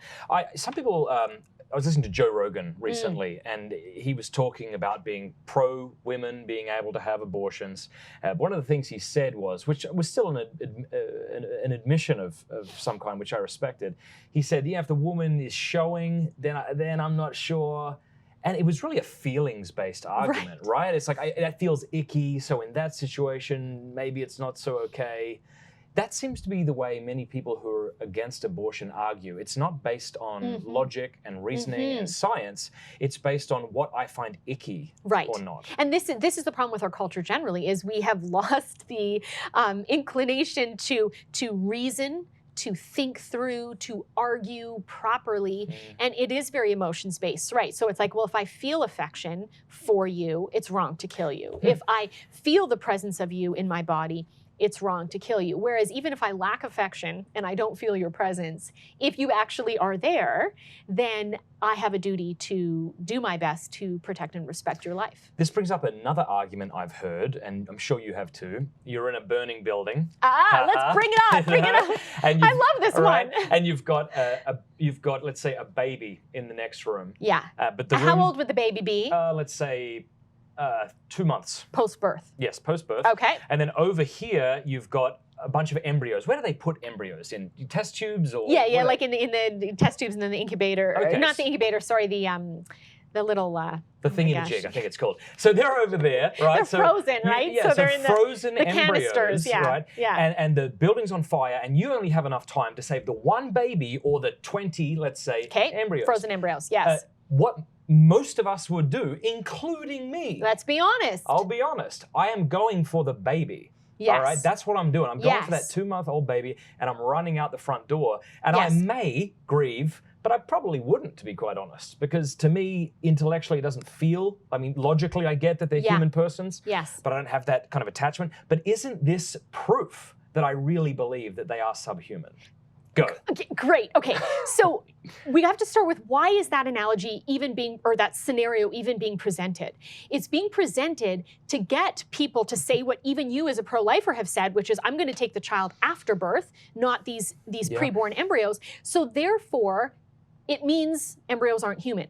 The fact that you would grab the born child over a higher number of individuals, 20 embryos, it doesn't mean that the embryos aren't human. So the point of the scenario doesn't lead us to the conclusion abortion supporters want it to lead us to. And the way to smoke that out is to change the scenario and say, burning building. Yep.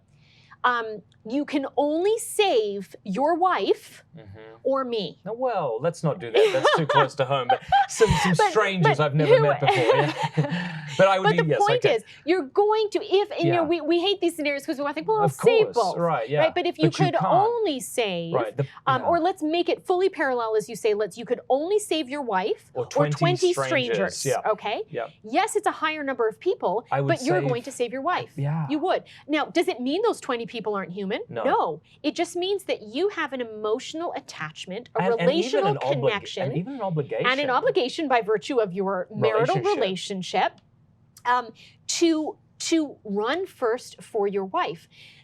Another way to look at it is there are people, literally as we're sitting here talking, there are people dying right now. I'm not crying. No, I'm not having an emotional reaction. Yeah. But if either of us got a phone call that our parents had just died, excellent. We would be having an emotional reaction. My lack of an emotional reason about the deaths of others happening right now is not a proof that they it's not a proof that they're not human, and is not also a proof that I can go and kill them before they die. So, very good. So in the same way, yes, we're going to likely go for the born child, I would say, for two reasons. One, we might feel more affection, just natural affection for the child that we've perhaps even held or comforted or played with. But two, there's part of it is an analysis of success, almost like a triage situation where it's like, if I grab this child and I get the child out of the building, I've not only saved this child in this instant, but this child's going to keep living. So I have the likelihood of success in removing this child from the building. I don't have that likelihood of success when I run out of the building with 20 frozen embryos because, first of all, I don't want them to thaw or they're going to die. Right. But if I'm taking the canister out of the building, does it need to be plugged into something? So are they going to die in the process of removing? Even if I can somehow use a generator or whatever is needed to, keep them in their frozen state, when they're out of the building, then what? Do I have a likelihood of success? Will they be implanted? Should they be implanted? That's a whole other ethical dilemma. Is it ethical to implant embryos in other human beings who are not their biological parents? And so part of it could be beyond the emotional connection is likelihood of success of actually saving lives. So once you start to break down the scenario, you realize this isn't a case for abortion. Yeah. I can't thaw the embryos, grab the born child and run out. I kill you and I save you. No, it's I want to save both parties, the 20 and the 1. If I can, I will. But inability to save is not the same as direct killing, and it's certainly not saying that if I don't save you, that you're not equal to the one I saved. Yeah. Yeah, that's good. Let's change the analogy, though, and say, like, you're in this building burning, and there's a canister of 20 embryos. And suppose I go for the embryos. That seems wrong. That seems wrong of me. Is it? I don't know if it's necessarily wrong in the same way that someone would say going for your child versus 20 people. In a way, someone might say it seems wrong, like it's 20 individuals you could save, although humans aren't. It's not quite, we don't put numbers to our value. That's right. Each of those 20 individuals is unrepeatable, irreplaceable, willed by God and beloved children of the Father. Yep. But when we're in crisis, and that's what we also have to look at the scenario as, it's crisis-oriented, we're emotionally charged, we're going to make decisions based on the best info we have as we're reacting in the moment. And so if someone perhaps has opted for rescuing frozen embryos by having them implanted, they maybe think it's ethical to do so. And again, that's a whole ethical debate. But let's say they've gone through the process of having frozen embryos rescued before, and they've, brought a couple children to term. Maybe they would grab the 20 embryos because they think I and just some relatives are going to rescue these embryos. I wouldn't say it's wrong, but I lean to what everyone else would lean to, which is grabbing the child who I can put in my arms and take out of the building right away. All right. Well, here's another question. This is pretty intense. This is so fun, isn't it, Matt? I love it. Yeah.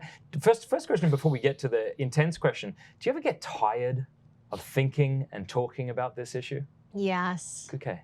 I know, it seems like I get energized. It semes like I'm fired up, but it's the coffee. Yes. My latte's almost done. It is exhausting. And also it's exhausting on a couple of levels, just at an intellectual level, like having to think, oh, that's a good argument, but wait, here's the weakness. And it's draining that way. But then on a spiritual level, it's like, whoa, what are we talking about? Like, we're talking about engaging someone in conversation who is making, whether they realize it or not, the most brutal and inhumane of suggestions, which is that a big, strong person who is a parent is paying a hitman essentially to take out their child. To take out their own child. So that's disturbing, and that's exhausting, and that's overwhelming. But yet it motivates you because of the gravity of it. And because someone has to, and to whom much is given, much is expected. I can't claim ignorance. No, you can't. I have so much formation, so much better than I can on this issue, and I'd say you could argue on this issue much more than most people could, and so therefore you probably do have. Yeah, I've spent a lifetime being informed, and therefore have a responsibility. Again, it's the line I love from one of the older Spider-Man movies when Peter Parker's in the car with Uncle Ben, and Uncle Ben says, "Remember, Peter, with great power comes great responsibility." And which applies to you as a pro-life activist and the mother and father. Absolutely. I was just thinking that as I said it. I'm like, I've always used it in the context of me as a pro-life activist. But so here's the intense question. Should we imprison mothers who have abortions? So my answer is always this. What is abortion? Abortion, this probably was rhetorical, but here we go. Here we go. Well, and again, so I suppose it depends on how one answers from a pro-life perspective, if you were to answer, it's the direct and intentional killing of an innocent human being. So the question is, when you have laws against the direct and intentional killing of an innocent human being, and someone breaks that law and therefore directly and intentionally kills an innocent human being, should jail time be a possible consequence for anyone who directly and intentionally kills an innocent human being? And when you put it that way, people will say yes. But the moment it's put through the lens of, should women who have abortions go to jail, people think, oh, this is going to make me sound terrible. And I would say saying that women who have abortions should go to jail sounds terrible and is terrible if there's nothing wrong with abortion. But if abortion is brutally dismembering, decapitating, and disemboweling the body of a baby, and someone participates in doing that, then why wouldn't we have a consequence legally for the parties involved? Then I provide more context and say, in the present reality, women who have abortions, men who are involved in abortions, so on and so forth, are not currently breaking any law in places where abortion is permitted. So I am not suggesting that we take all women who've had abortions and put them in jail. They have done so, unfortunately, in a climate in which that is not unlawful. Okay. And it would fill our jails with a good number of women in society. What I say is, the question is, once abortion becomes unlawful, if someone breaks that law, should jail time be, and I always say a possible consequence, because when you kill your born children, and there was the case of Andrea Yates who horrifically drowned her, I think it was 5 children in the bathtub many years ago. Oh, Lord. I believe in her case, she was found, at least in Canada, we would call this NCR, not criminally responsible. Sometimes they analyze the situation and find the person was not of sound mind, and so on and so forth. And there often still is some type of consequence. They might be in a type of jail hospital for mental health, but it wouldn't be a type of jail per se that you and I would envision of someone. And my point is, though, that people say, well, wait, we have laws against killing born kids, and so if you're going to drown your kids in the bathtub, this is a possible consequence. And each scenario will be looked at. Was this person of sound mind? Were they not of sound mind? Yeah. And so the same would happen once abortion becomes illegal. In each case where a woman is found to have actually had an abortion, it would have to be analyzed. Was she of sound mind? Did she actually consent? Was she dragged there against her will by her parents, by her boyfriend? And all of that would have to be looked at. But I am a firm believer that we have to be consistent, and we have to treat the preborn like we treat the born. And if I believe jail time should be a possible consequence for those who end the life of born children, then consistency compels me to say jail time should be a possible consequence for those who end the life of the preborn. I'm going to ask you a question right now, which I'm nervous to ask you. Oh, my goodness. I'm nervous to ask you this question, and I'm going to give you full freedom to dodge. Whoa! All right. Yeah, or full freedom in front of the cameras. Or if not to dodge, then to say, I'd like to think about that more. Okay. Fair enough. If I knew that someone was coming into my house last night to dismember my children, then I would do whatever. You know where this is going, wouldn't you? Yes. I would do whatever it took to stop this person, and if the only thing I could do is in trying to stop him, I kill him, then this would be justifiable. Why shouldn't we, or should we, be attacking abortion doctors? Should we be assassinating them? Or if not assassinating them, should we be breaking their hands? And if you want to say no, because I get that sounds rather vulgar, then you have to explain to me why. Right. So no, we should not be shooting abortionists and using violence as a means to achieve our end. Why? Because you agree with me that I can use violence to stop the intruder. Right. So in this case, what I often point out is that we have to look at how abortion is different. So we need to look at how it's the same, and where there are parallels, like we're dealing with a born child, we're dealing with a preborn child, the common factor is child. Born, preborn is irrelevant, key issue is child. There's always similarities and differences with every comparison. And so in the case of an abortionist is not going to do an abortion unless a woman presents herself at his clinic and freely enters into that clinic and lays her body down and invites him to enter her body with the abortionist instruments and dismember the child's life. So you don't have abortionists running around killing preborn children. You have them as hired hitmen, being enlisted by the mothers, sadly, and fathers, and so on and so forth, of these children. They would not be killing these children if it weren't for the parents of the children. Presenting the children for if execution. I could take the party that is about to be harmed and separate them from an environment where they will be harmed, I absolutely should do that, and I absolutely should intervene. But because, and this is where it gets different, I don't have a born child who I can remove from the arms of a parent who is about to take that child, let's say, to a clinic to have a born child killed. So I just pull the child away. In the case of someone who's pregnant, I can't remove the preborn child. that preborn child needs to stay in the womb of the mother. And so I would say what I need to do is use my weapons of mass instruction. Very good. I need to use my powers of persuasion to convince that woman whose child I cannot take from her to save, to not even enter into the environment where someone will become a hired hitman. All right, let's kind of get all philosophical and weird thought experimenting. This is not Pints with Aquinas, right? Yeah, this is difficult to do on the spot. I mean, we've just gone over the violin argument, and that's very intricate. So let's come up with some weird thought experiment, okay? You're in a house. A mother is holding her born child. She has paid for a hitman to come into the house and kill the child, which she will hold through the duration of this procedure. Right. You, for some reason, only have the ability to harm the doctor, because if you were to try and harm the child, the mother, you kill the child. Right. Why not? You know, in this situation, because in the last instance you said you don't have the ability to take the child away. Right. Well, let's say you don't in this situation have that. Maybe you're in a wheelchair or something, but you do have a gun.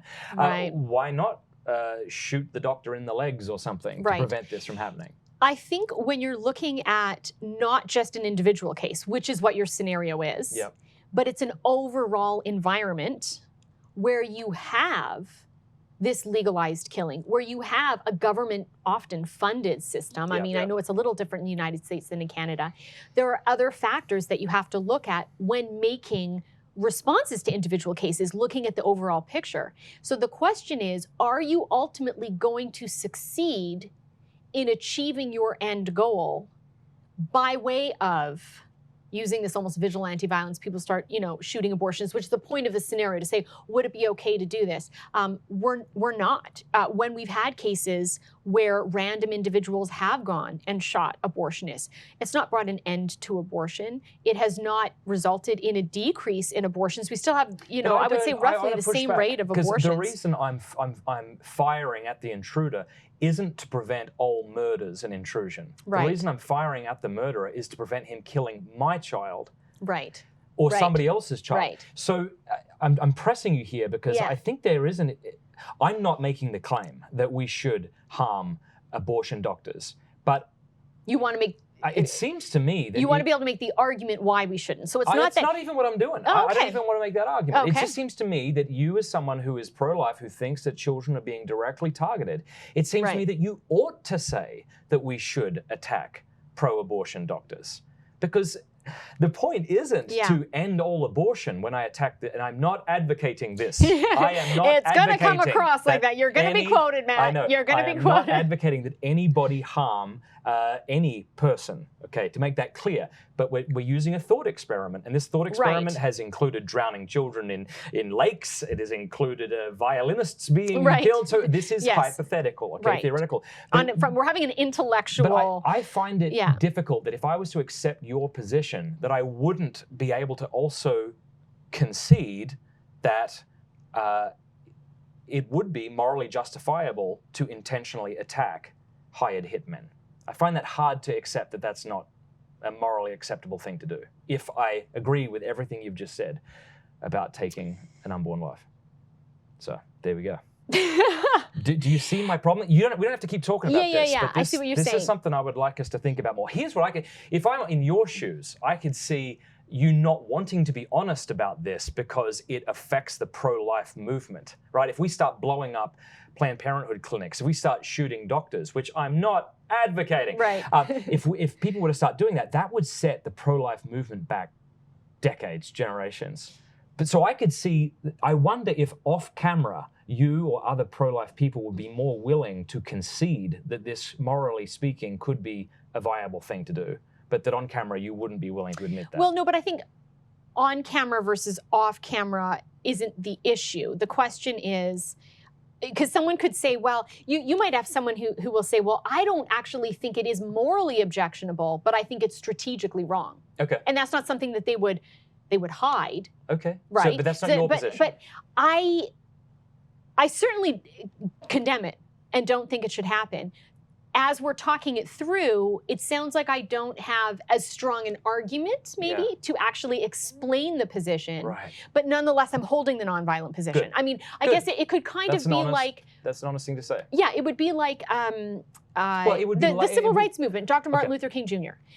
He or Gandhi, they chose a nonviolent means to achieve their end.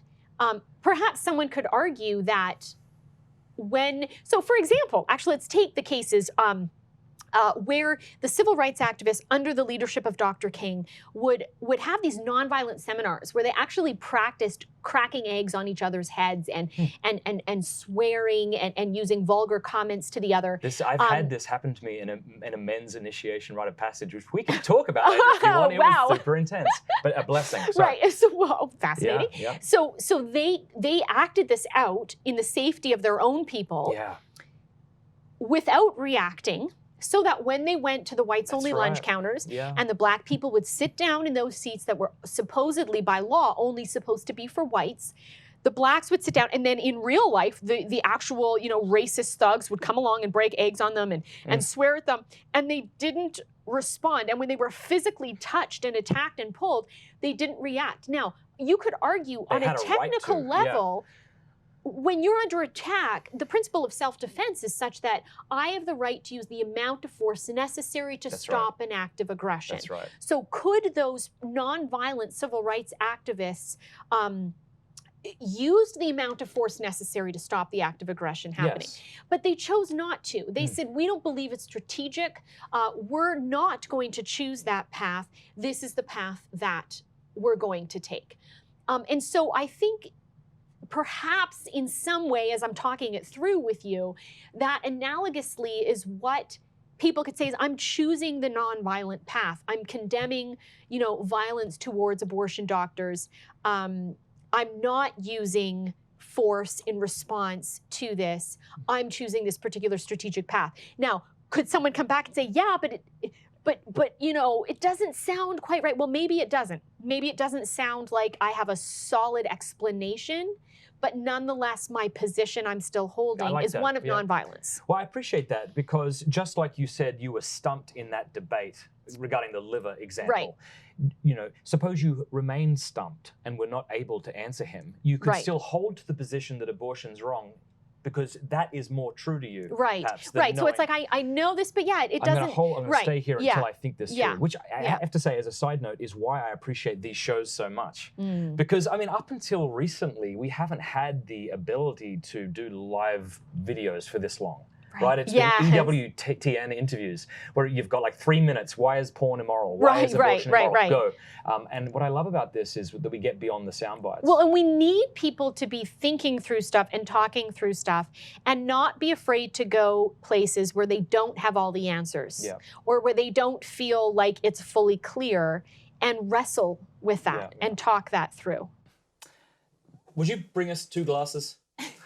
Are you saying that topic drove you to drink? It did. So I just, I see that you're just diving into the Jameson. I just brought you from Ireland. Yes. Because I was just in Ireland and Scotland. Can we talk about how... Are we going to do daytime drinking here, right now? Yes. I like my whiskey neat. But I'll let you pour. It's crazy that we just went from such an intense topic to this. What does that say? That says Did that's you buy what this specifically I did for me? you. Yes, stop. That's good. You're a good woman. You're a good woman. I normally have a policy to look at you just diving in. That is for you, so I don't want to take too much of yours. Well, we'll see. I have a policy to not drink and talk. That's been my policy my whole career. That's a great policy. And are we about to break it? We are. On YouTube.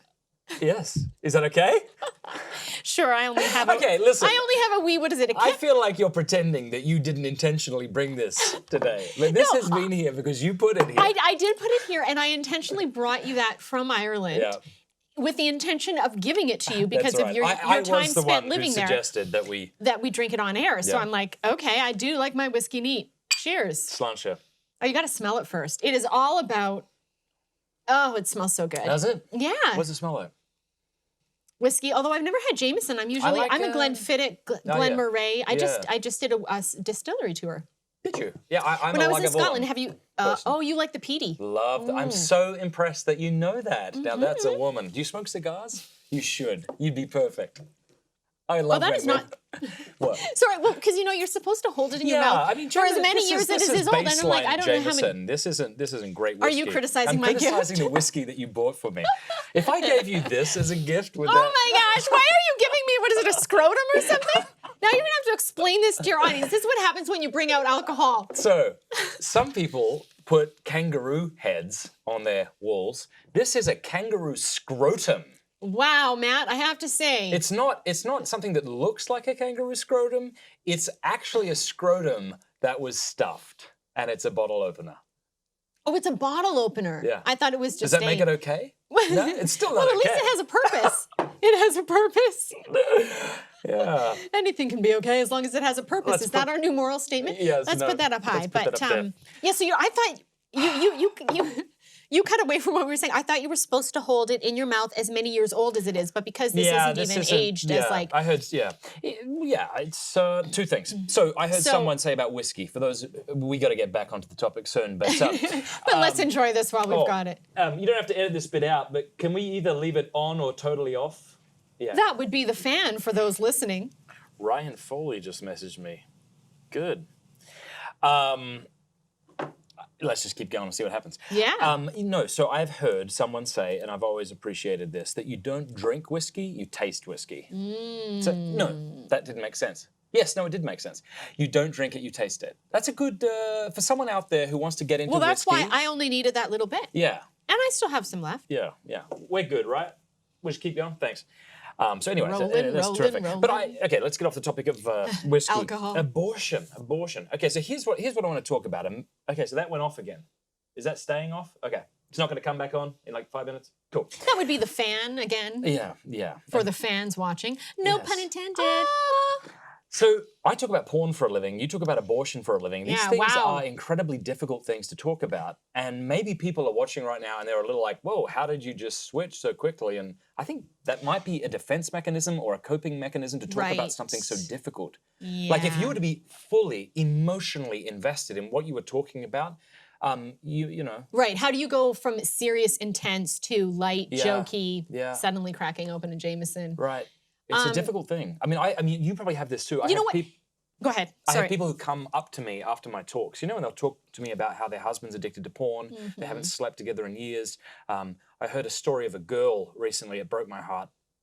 The dad would use the desktop computer in the girl's bedroom to look at porn. What? When he thought she was sleeping, oh right? My gosh. So he didn't want to do it. So he didn't want his wife to find out. So he'd wait till his daughter was asleep. He'd go up and he'd watch porn in her room. That is so disturbing. Well, what's more disturbing is she wasn't asleep.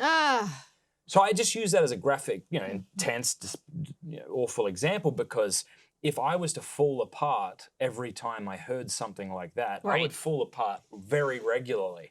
So when I have people come up to me after my conferences and talk to me about this, I'm invested, I'm interested, I want to love them, I want to speak blessing to them, I want to direct them to places that can help. But it's all, and I wonder if you can relate to this, and I hope this doesn't sound callous, but there's almost a sense in which I have to disengage. Sure. Yeah, no, I think that makes sense. And the analogy, because I live my life through analogy, that comes to mind is like being a doctor. You're in an emergency room or you're in a hospital or you just day in and day out hearing tragic stories of people who are physically unwell, who are emotionally unwell, relationally unwell, whatever the case may be. But the doctor has to be able to leave work and go play baseball with his son or have a good laugh with his wife or just hang out with friends. And so it is an intense subject, or a singer at a funeral, as it would be another analogy. Like you, when you're involved that intensely in something that is, stop. There's okay. I think we get the point. Analogies made. Yeah. Another one. Okay. On that note, but you have to. Yeah, and it's Yeah. not a sign of callousness. It's not a sign of I guess you aren't disengaging, but it's an appropriate disengagement. Appropriate, exactly. And I heard of a counselor who, she said the first time somebody came to them and started sharing about how they were abused as a child, this counselor, Dr. Mary Ann Layden, beautiful woman, she said she broke down and started crying and immediately recognized that's not at all what the person needed. Right.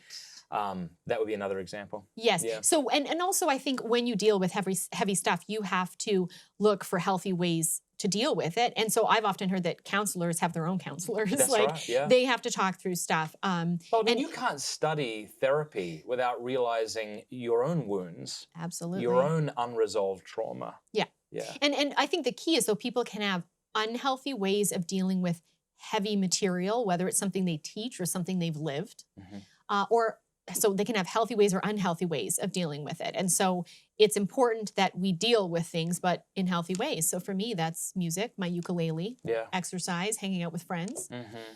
All right, so we've just gone to a very light topic. Yes. Now I want to go to perhaps the most grim topic of all. Oh, wow. Are you okay with that? Yeah. So I want to know how abortion happens. I want to know what happens when an abortion happens. So maybe you can help us understand this, because I know you've studied this, at the different stages, the different trimesters.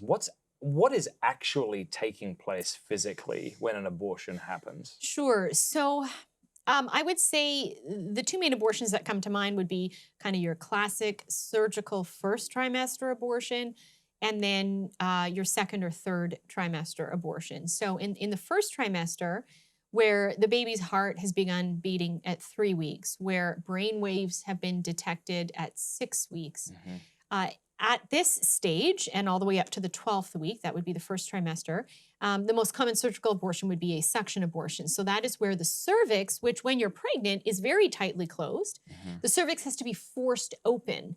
And so abortionists will insert dilators to force the cervix open so that they can get their instruments through the cervix into the uterus. And the main instrument would be a suction catheter.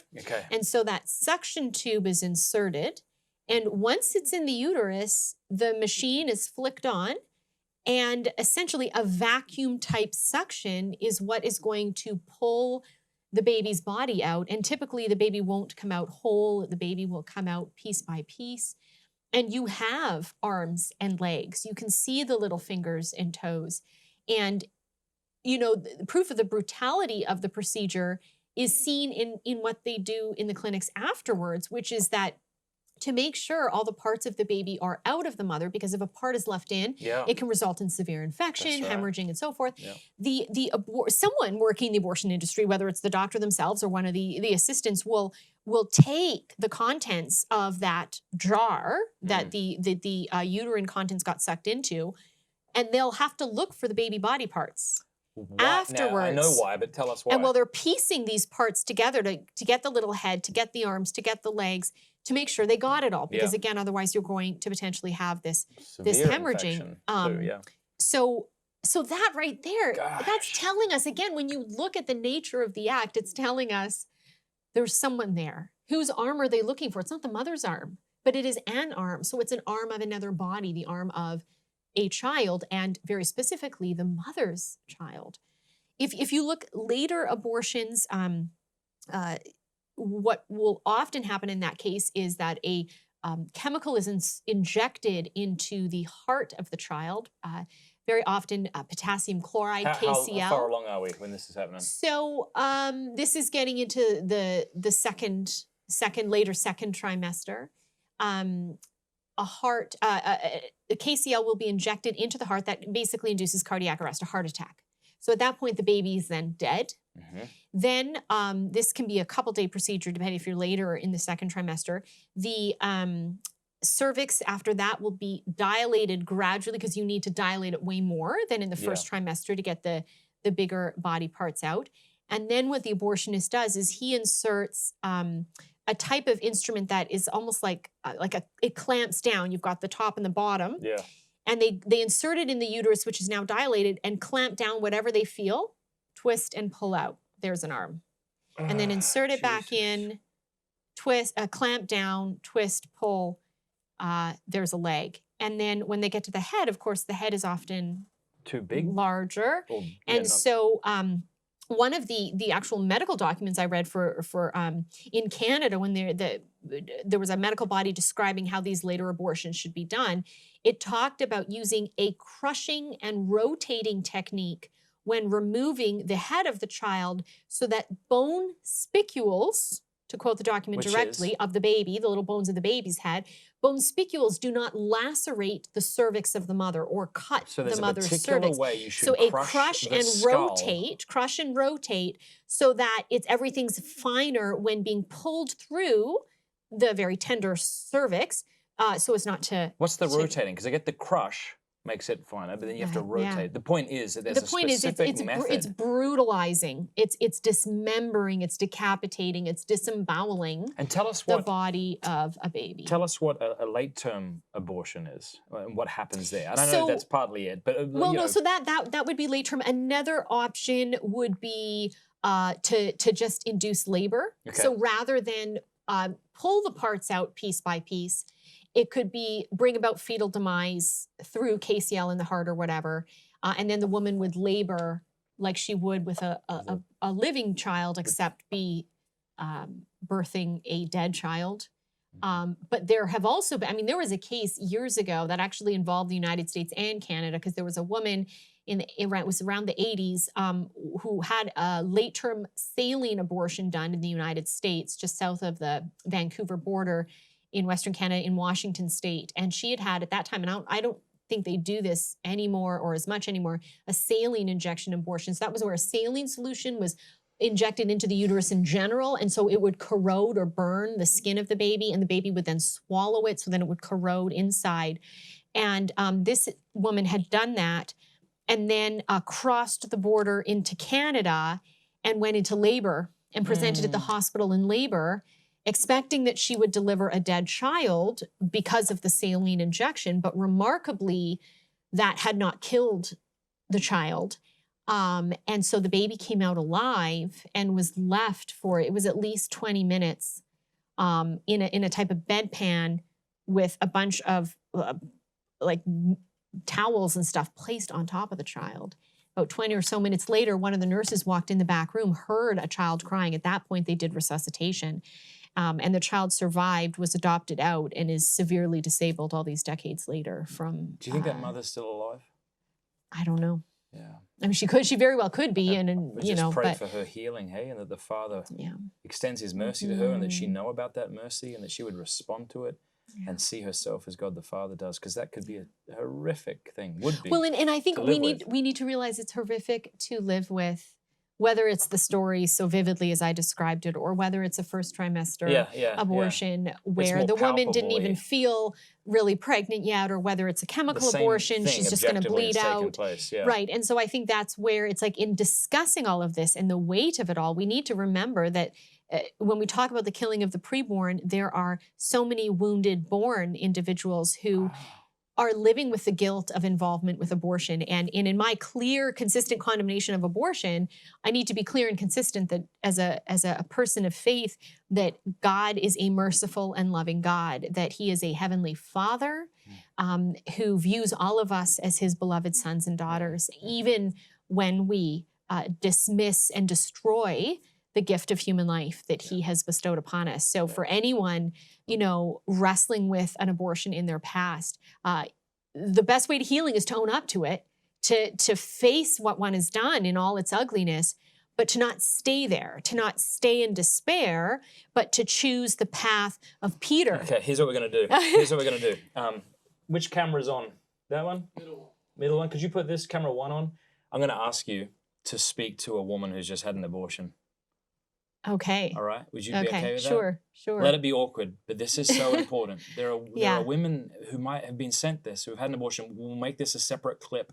Right. Would you mind just looking into that camera and speaking to that woman? Sure. I guess where I would start is that I have friends who have had abortions. I have met many women in my lifetime of working in the pro-life movement who have made that choice. And in interacting with them, I have seen the profound grief and suffering that has brought into their lives. And so if you are one such woman who, although we've never met, is living with the grief and the pain of a choice that you cannot undo, my message for you, as painful as your past is a message of hope and a message of mercy. And having just come off of the Easter season, where Christ died and suffered and rose from the dead so our sins could be forgiven. I just offer you that reminder that God does not want us to stay in our filth and our sin, but he came to wash us clean with his blood and to redeem us.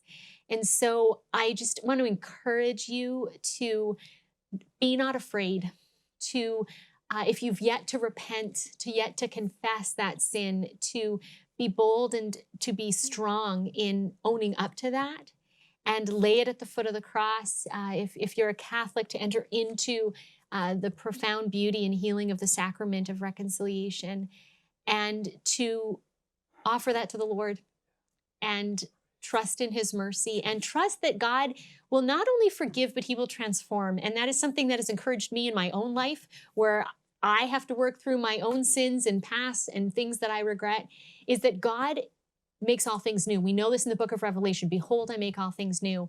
And whatever our sin, whatever our past, whatever ugliness we have invited into our life, God will bring beauty from our ashes.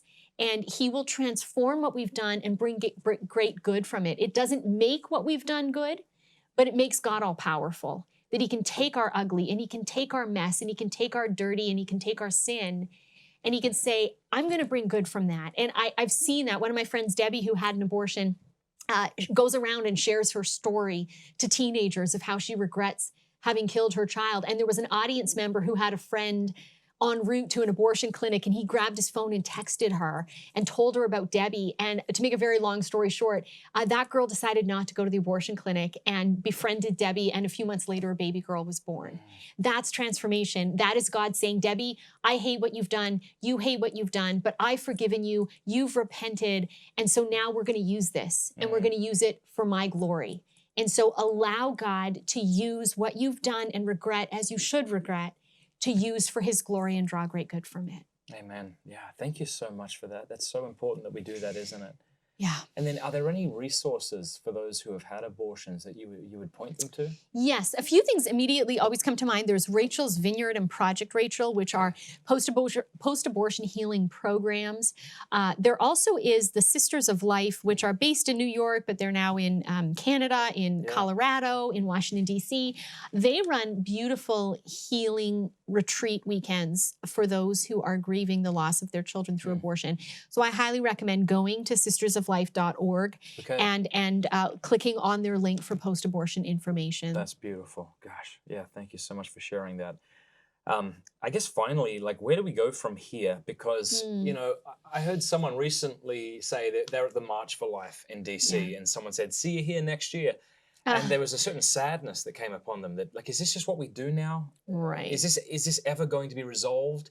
I hear people who are rather optimistic, and they say that they think that, you know, that this is going to be eradicated in our lifetime. That we'll, you know, are you that optimistic? What do we do? What are our marching orders? Yeah, I think there is reason for hope. First of all, there's always reason for hope because we know the end of the story and we know God the Creator and God the Father and that he's got this and that we are to be instruments for him. It's not about you. It's not about me. It's about God working his majesty in this world that he has created for the creation that he loves and is considered very good. So I think we need to be faithful to the duty of the moment. What is before me? Who do I know? And where am I placed? And I can respond to that going forward in a spirit of hope that lives are being saved, that minds are being changed, and that I am confident this will end, just as William Wilberforce in Great Britain worked to bring about an end to the slave trade. He actually saw that in his lifetime. But we can't kid ourselves that slavery is over because of what he did, because we know we have human trafficking, that we have modern day slavery. So, but he did what he could where he was at the time that he lived, and he made great strides. So it's sort of like you're saying, this isn't an all or nothing battle. It's not like either we totally overthrow this or it's not worth investing our time in it. Right, because we're living in a sinful world. There's all, from the time Cain killed Abel, there has been attacks on human life. There have been people murdering people. So murder, you know, we want to strive to see it end, but whether it legally ends, whether in practice it ends in this form, well, what about this other form that it might rear its ugly head in? Because sin in this imperfect world is still happening. So our duty is to be responsible, where we can. I'm not responsible for what I can't do, but I sure am responsible for what I can.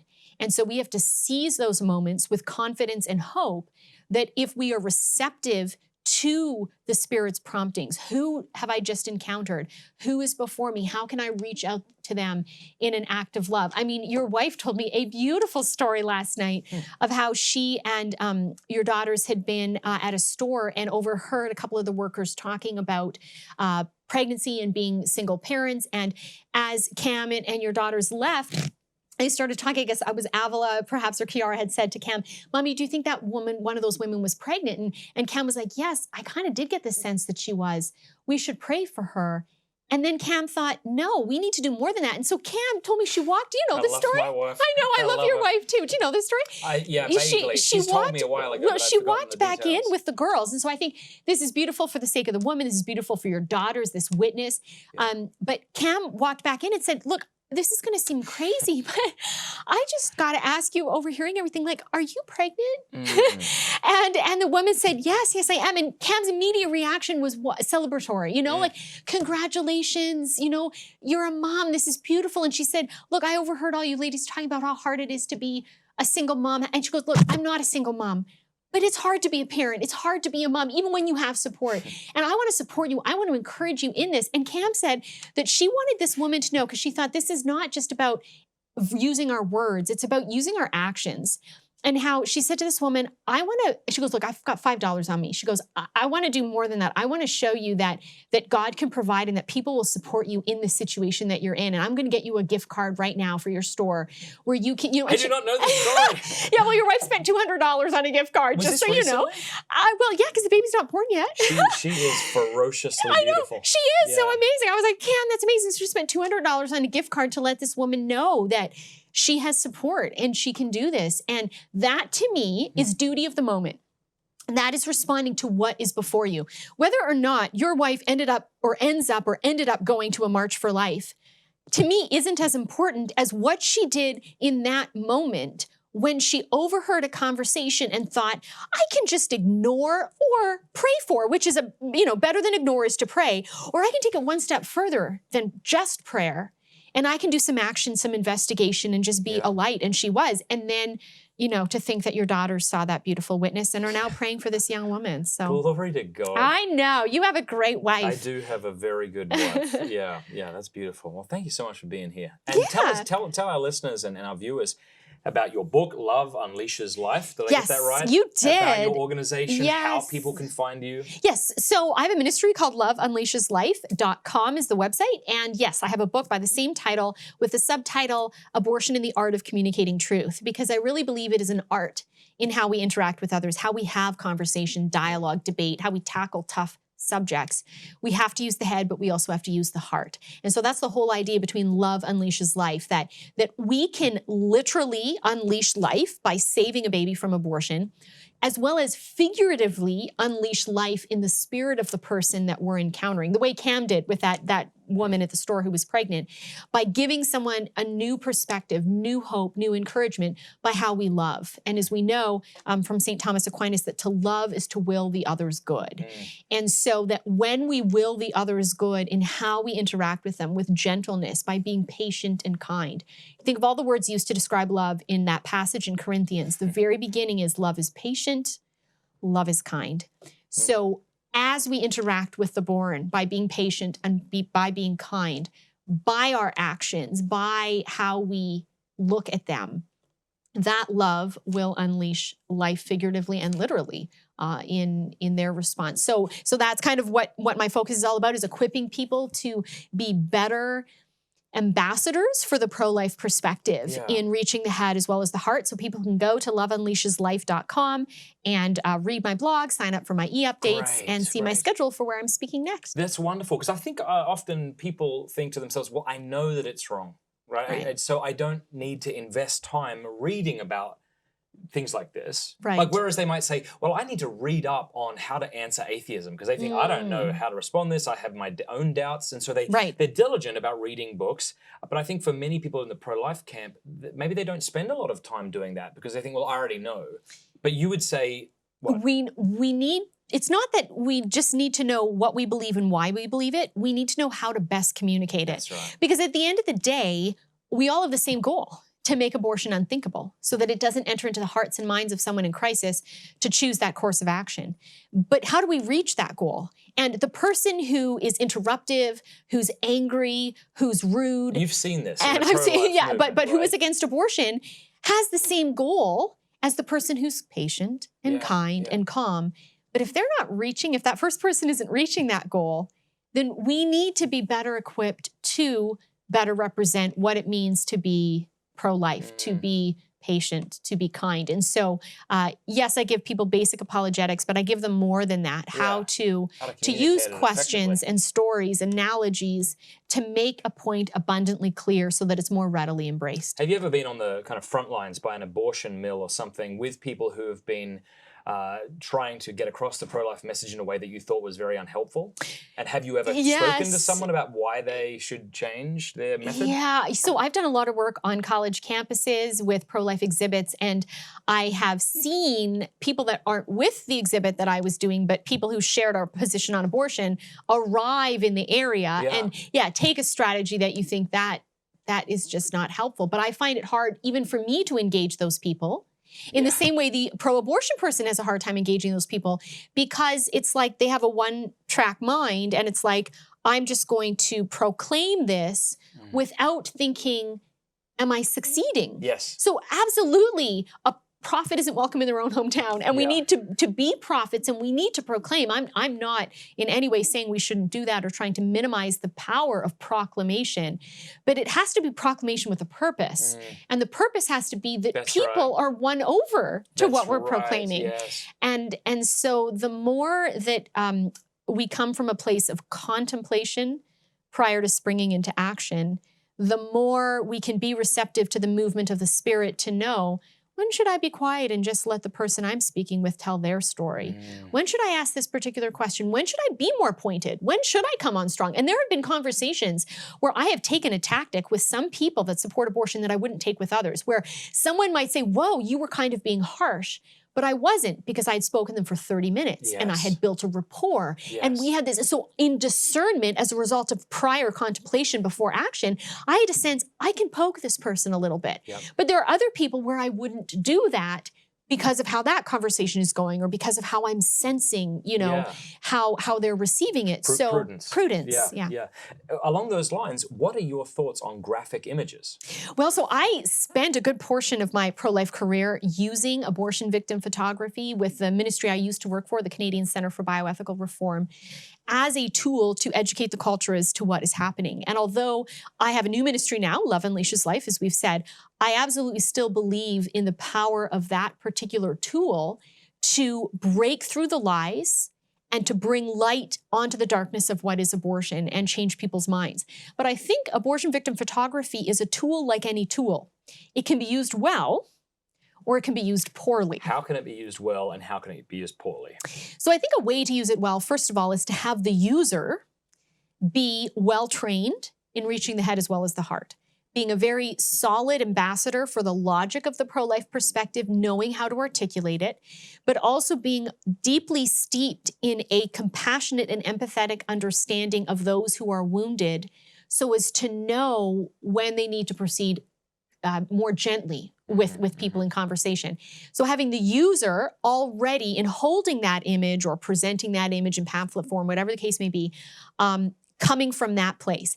Then the image themselves, I often have heard it said by one of my pro-life mentors, Greg Cunningham, who has worked in the pro-life movement for decades. He said, when you hold up a picture of abortion, abortion protests itself. In other words, we shouldn't have to say much. The reality of what abortion does is what's yelling at people. So I think there's nothing wrong with saying abortion kills children, but what I often did at CCBR was we would actually just have the image of the aborted child with the word choice. We wouldn't say abortion is killing. We would just take the word positively associated with it, put in the image of the end result, and let the passerby come to their conclusion. Is this a choice? What does this choice do? And then use that almost confusing image, like the word choice, but then that picture, and draw them into a conversation. And this happened recently with Miley Cyrus. I'm not sure if you saw that. There was a cake, and I think she said abortion is healthcare, and she was heard licking about the cake. that. Yeah, she licks things a lot. That's weird. Yeah, hammers, cakes. So but someone kind of photoshopped this and put a dead baby where the cake was, and it was her face licking. Oh, licking wow! the dead I baby. did not see that. Yeah. Yeah, and you think, but then what do you say to people who say, well, aren't you traumatizing children who may not yet be ready to view such an image? So I would say if you took abortion victim photography to an area where only children were present, that would be a problem. Kindergarten. Exactly. When abortion victim photography is taken to the general public, it's almost like the principle of double effect. You're not targeting children, you're targeting those who are old enough to have abortions, believing they're old enough to see abortions. That's who you're taking your message to. You just recognize that sometimes when you do that, there will be smaller children around. And so in that case, I say, what's worse? Seeing a child seeing an abortion image or a child being an abortion image. And the reality is, if let's say 5-year-old children were being killed on street corners and you were walking down the street with a 4-year-old, would your first thought be, how dare these people kill 5-year-olds in front of my 4-year-old? Or would your first thought be, how dare these people on the street corner be killing a 5-year-old? Gotcha. You set your child in the arms of someone who's safe and you run to intervene. Wow. And so I think that's how we need to look at this, is that there are children being killed, just not on street corners. Yeah. They're being killed behind the closed doors of abortion clinics, and people aren't responding because they don't know, because they perceive it as a positive thing. And so we need to bring what's in darkness into the light, and we need to, again, communicate truth and love. But if love is willing the other's good, that means warning people. And I remember meeting a woman who'd had an abortion who through tears said to me, no one told me it looked like that. And she would have made a very different choice only a few months before I met her, if only someone had told her. And I contrast her with another woman that I met who had seen abortion victim photography and never spoke, interestingly, to my colleagues who had been showing the images, but she was pregnant and she was scheduled for an abortion and she canceled her appointment and only serendipitously months later met some of our team members. And when she found out what they did as a job, she realized, oh my gosh, you're the people, you're the people who I saw on the street. And when the day she gave birth, she invited a couple of my colleagues to the hospital where that baby was born, who would have otherwise been killed had she not seen and looked like, So you're not against, say, billboards of fetuses who've been, because it sounded like in the beginning you were saying there's a right way to do it. And it sounded like you were saying like this person ought to know how to respond and how to help people process what they're seeing. I think, if you have abortion victim photography and you say things like, if you have an abortion, you're going. That, by the way, abortion victim photography. I've never heard it put that way. Right. There's a reason you're putting it that way, isn't there? Absolutely, because I have learned time and again in this debate, language matters. Yeah. What we say matters. Words are not meaningless. Yeah. And abortion supporters have been very wise in using language like choice, reproductive justice, and so forth, because it sounds positive. You can't be against choice, exactly. healthcare, reproductive rights. Exactly. So our job is to define all their words. Yes. And our job is to also use words to our advantage. Yeah. And I think abortion victim photography focuses on the fact that, first of all, we're talking about the victim. And someone is being victimized. And we use all kinds of victim photography, and that's widely accepted. People who are victims of genocide in other countries, people who are children who are starving in some parts of Africa. Images like this are actually photography, victim photography like that is often presented even in billboard form to get people like you and me to say, I need to sponsor a child every month, or I need to send money to this campaign that is responding to this human rights violation happening in this other part of the world. So I think that images can be used on a wide scale on billboard form, but what is the text message that goes with it? What is the organization presenting it? The website that you then go to, is it going to be vicious? Is it going to be verbally vicious, or is it going to be strategic and wise and thoughtful and thought-provoking? All right, because you did say that these could be used well and poorly. Exactly. So you could be vicious, you could be angry. Sure. So people who hold the images but are yelling at people, or this is what you're doing. or you're going to burn in hell, or different comments like that, which give no sense of hope and mercy, because God is merciful. Or the text that could go along, and I haven't thought through, but what negative text could be, but even just what I said being in text form next to the image, well, that's not going to be helpful. But drawing people to think deeper with the evidence of what's going on, and bringing it to an area where they're encountering it, because if you didn't, they wouldn't otherwise encounter that message.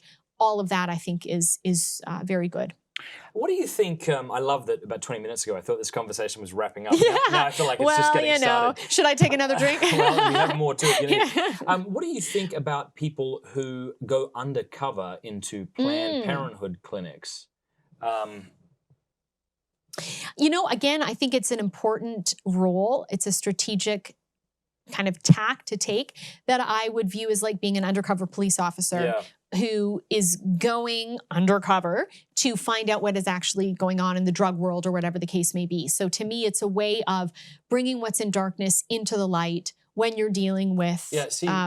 Earlier in this conversation, I kind of pressed you on whether pro-lifers should, kill or injure pro-abortion doctors. And you said no. And we should not, correct, we should not use violence. Just now listening to this. But, we were thinking things through that maybe we would phrase more sophisticatedly, accurately later on. So here's something that I haven't fully figured out, okay? So to kind of put myself... I think I know where you're going with this. To put myself on the wire. I find it difficult to... Let's just use Thomas Aquinas, right? His understanding of lying, and that it's never permissible. It seems to me that if undercover work is permissible, then it's okay in certain instances to lie. How does he define lie? Well, so here's how I think the Catechism defines it. Okay, that's a good place to go. That it's when you intentionally deceive another person, or you tell a falsehood with the intention of deceiving. So let's just say, for the sake of argument, as a working definition, that's what a lie is: to tell a falsehood with the intention of deceiving. Okay, so if that is, maybe it's not, but if that's how we define lying, and if we say lying is intrinsically evil, and can never be justified, then it would follow that undercover work in Planned Parenthood clinics is intrinsically evil, because you are telling a falsehood with the intention of deceiving. Or could we look at it this way, as it's almost like acting? So when I'm an actress on a stage, say I'm in The Sound of Music, that's not me. I'm taking on a role, and I'm presenting myself as Maria, but I'm not, I'm Stephanie. And could you argue that if I present myself as a minor who's pregnant and seeking an abortion, although I realize at this age I could not present myself that way, but you know what I mean? Could it be argued that I'm actually taking on the role of an actress, not to deceive the parties that I'm talking with? There's a difference. But just wait, to expose their deceit. And that's I'm playing why a role, I think it's ultimately because justified. I know that they're deceiving, and the only way to show that they're deceiving is to act, to take on a role, to be in a play, essentially, that they don't know that they're a part of. For me to play a role to show that they're sweeping this abortion under the rug, or sending me across state lines to have an abortion, or whatever the case may be. So does that work? I don't know. Mr. Aquinas? It seems to me that, and I'm open, of course, to being corrected, because I want the truth. There's a difference there. I still think you should go undercover. I just think I have to conclude that it's okay to lie sometimes. I see. That puts me at odds with what the Catechism says on lying. So I don't say that with so the question gusto, I would ask... Let me just finish my thought. Okay. So like if you're acting as Maria, right, you're not deceiving me. I'm a part of this agreed deceiving, right? Like I understand what you're doing. It's sort of like if I dress up as Santa Claus and show my children are aware of this, and we play a little game, we're in the trick together. You know, we're both agreeing to play this sort of game. That's not what's happening when you go undercover. the person is being deceived. You're saying that you are such and such, and it's just different to the person sitting in a theater and to the person who's receiving you as a woman claiming to be in distress. There's a difference there. So I wonder if this were to seem almost like an inconsistency, like sometimes allowing lying when we have a declaration that you shouldn't lie, understandably, would the church not have come out and spoken against, for example, being undercover police officers? Would there not yet have been something? So perhaps it's that we're just not understanding. I think that's right. Yeah, I think you're right.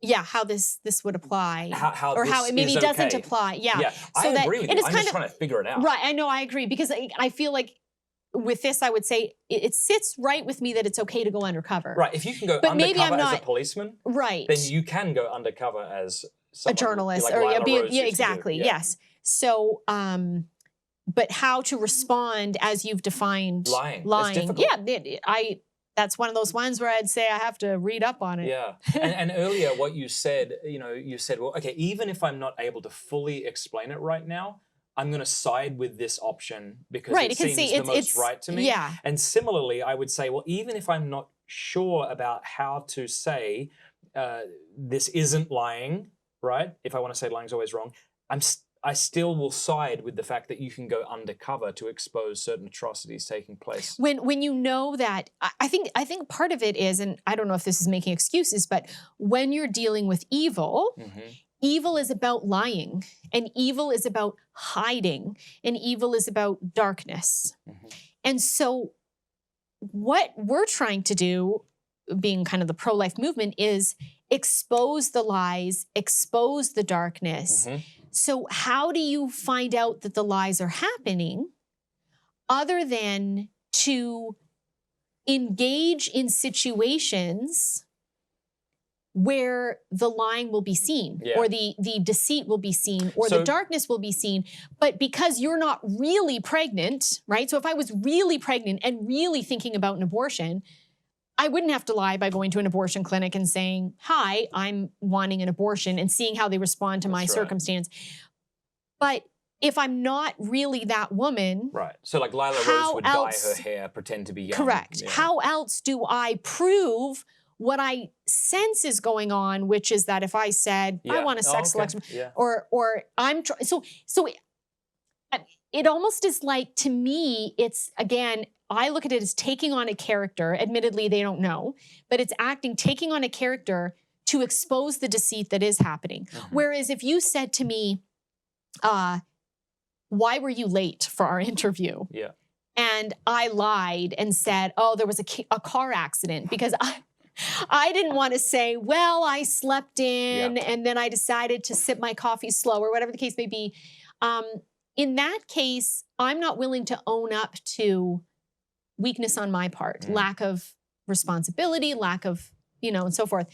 I don't know, that just seems different. Yeah, no, I agree, it seems different. And I'm fully, just so everyone knows, like right now, I agree with Lila Rose and this other bloke. What was his name? David someone? Oh, David Daleiden, right, because he's done it more recently with Center for Medical Progress. Yeah, so I'm glad that these things are happening. Exactly. I just don't I would say I agree how to with that. reconcile what they're doing with my stance that lying is always wrong. And I need to think more about whether I do think. Have you talked to Kreeft about wrong. this? I will next month when he's on the show. Oh, wow. But Great. do you hear me? You feel the struggle, don't you? Well, tension, because people will say that you have the Nazi at the door situation. Someone comes, are there Jews in the basement? And you have that kind of intellectual, what's the word, where you kind of hide and dodge. And Aquinas says you can do this. He says this in the Summa. Right. So if I were to say there are no cockroaches in the basement, that person might think that I mean Jews in saying cockroaches, and I haven't technically lied. But if I'm pressed, that's not what I asked. What I asked you is, are you hiding Jews in the basement? Right, yes or no. What are you going to say? I know. See, I say no, and I lie. I deliberately lie. I would absolutely make that choice. So here's a question, and I think I've heard this. I think I've heard this definition before, that lying is withholding the truth from someone who has a right to it. Is that true? It's not true. That's not what Aquinas says. Okay, well, now, the reason Aquinas. But is he right on everything? Well, no. He said some things that are false. Right. He didn't believe in the Immaculate Conception, for example. Huh? You know that? There you go. I didn't know that. So, but I guess because when you're dealing with an evil party, Yeah, no. Here's why he thinks it's wrong, okay? Okay. Sex has at least two fundamental ends, right? The Unitive and procreative. Unitive and procreative. To thwart one of the ends is to pervert the act, okay? Aquinas seems to say that the end of speech is truth-telling. And so to thwart the end of speech is to pervert the act. So that's sort of how Thomists would argue. That's my understanding. Now, I'm not an expert in this for those who are going to pick me apart here on YouTube. Right. But you see the logic there. So anyway. Right. So I have this sort of, I am looking forward to thinking this through more. This is nice. Which is what we're supposed to do. This is nice. The Matt Fradd Show. And while think things through. And while I think this through, I'm still going to side with people like David and Lila and so forth. Absolutely. Yeah. Absolutely. Yeah. All right. Thanks. Yeah. All right, thank you so much for watching this episode. I hope it's been a real blessing to you. What we're going to do now is record an extra segment just for our patrons. Okay, so all of this work costs money, and I am so very grateful to those who are supporting me at patreon.com/MattFradd. Patreon.com/MattFradd. If you could, I ask you, would you please give me $1 a month? $10 a month or more. When you do, you get certain free things in return. And if you give $10 or more a month to me on Patreon, all right, you are going to get access to this post-show wrap-up that I just did with Stephanie Gray. I'm recording it after the fact, but let's just say she plays her ukulele. And we also take more questions about whether men should be involved in the pro-life movement, and we get into a whole other bunch of stuff that you're not going to want to miss, I hope. So again, if you're a patron, you're watching this right now, head on over to patreon.com/MattFradd so you can watch this like 20-minute post-video wrap-up thing that we just did. And if you're not yet a patron, please consider becoming one. Go to patreon.com/MattFradd, and then you'll get access to a whole bunch of cool stuff, including what we just did, okay? Or if you don't like Patreon, go to pintswithaquinas.com/donate. Okay, that's my other podcast. And if you donate there, you'll also get access to this video clip. Thank you so much for all of your support. And please, if you haven't yet, subscribe to this YouTube channel, give it a thumbs up, and tell your friends about it. All right, see ya.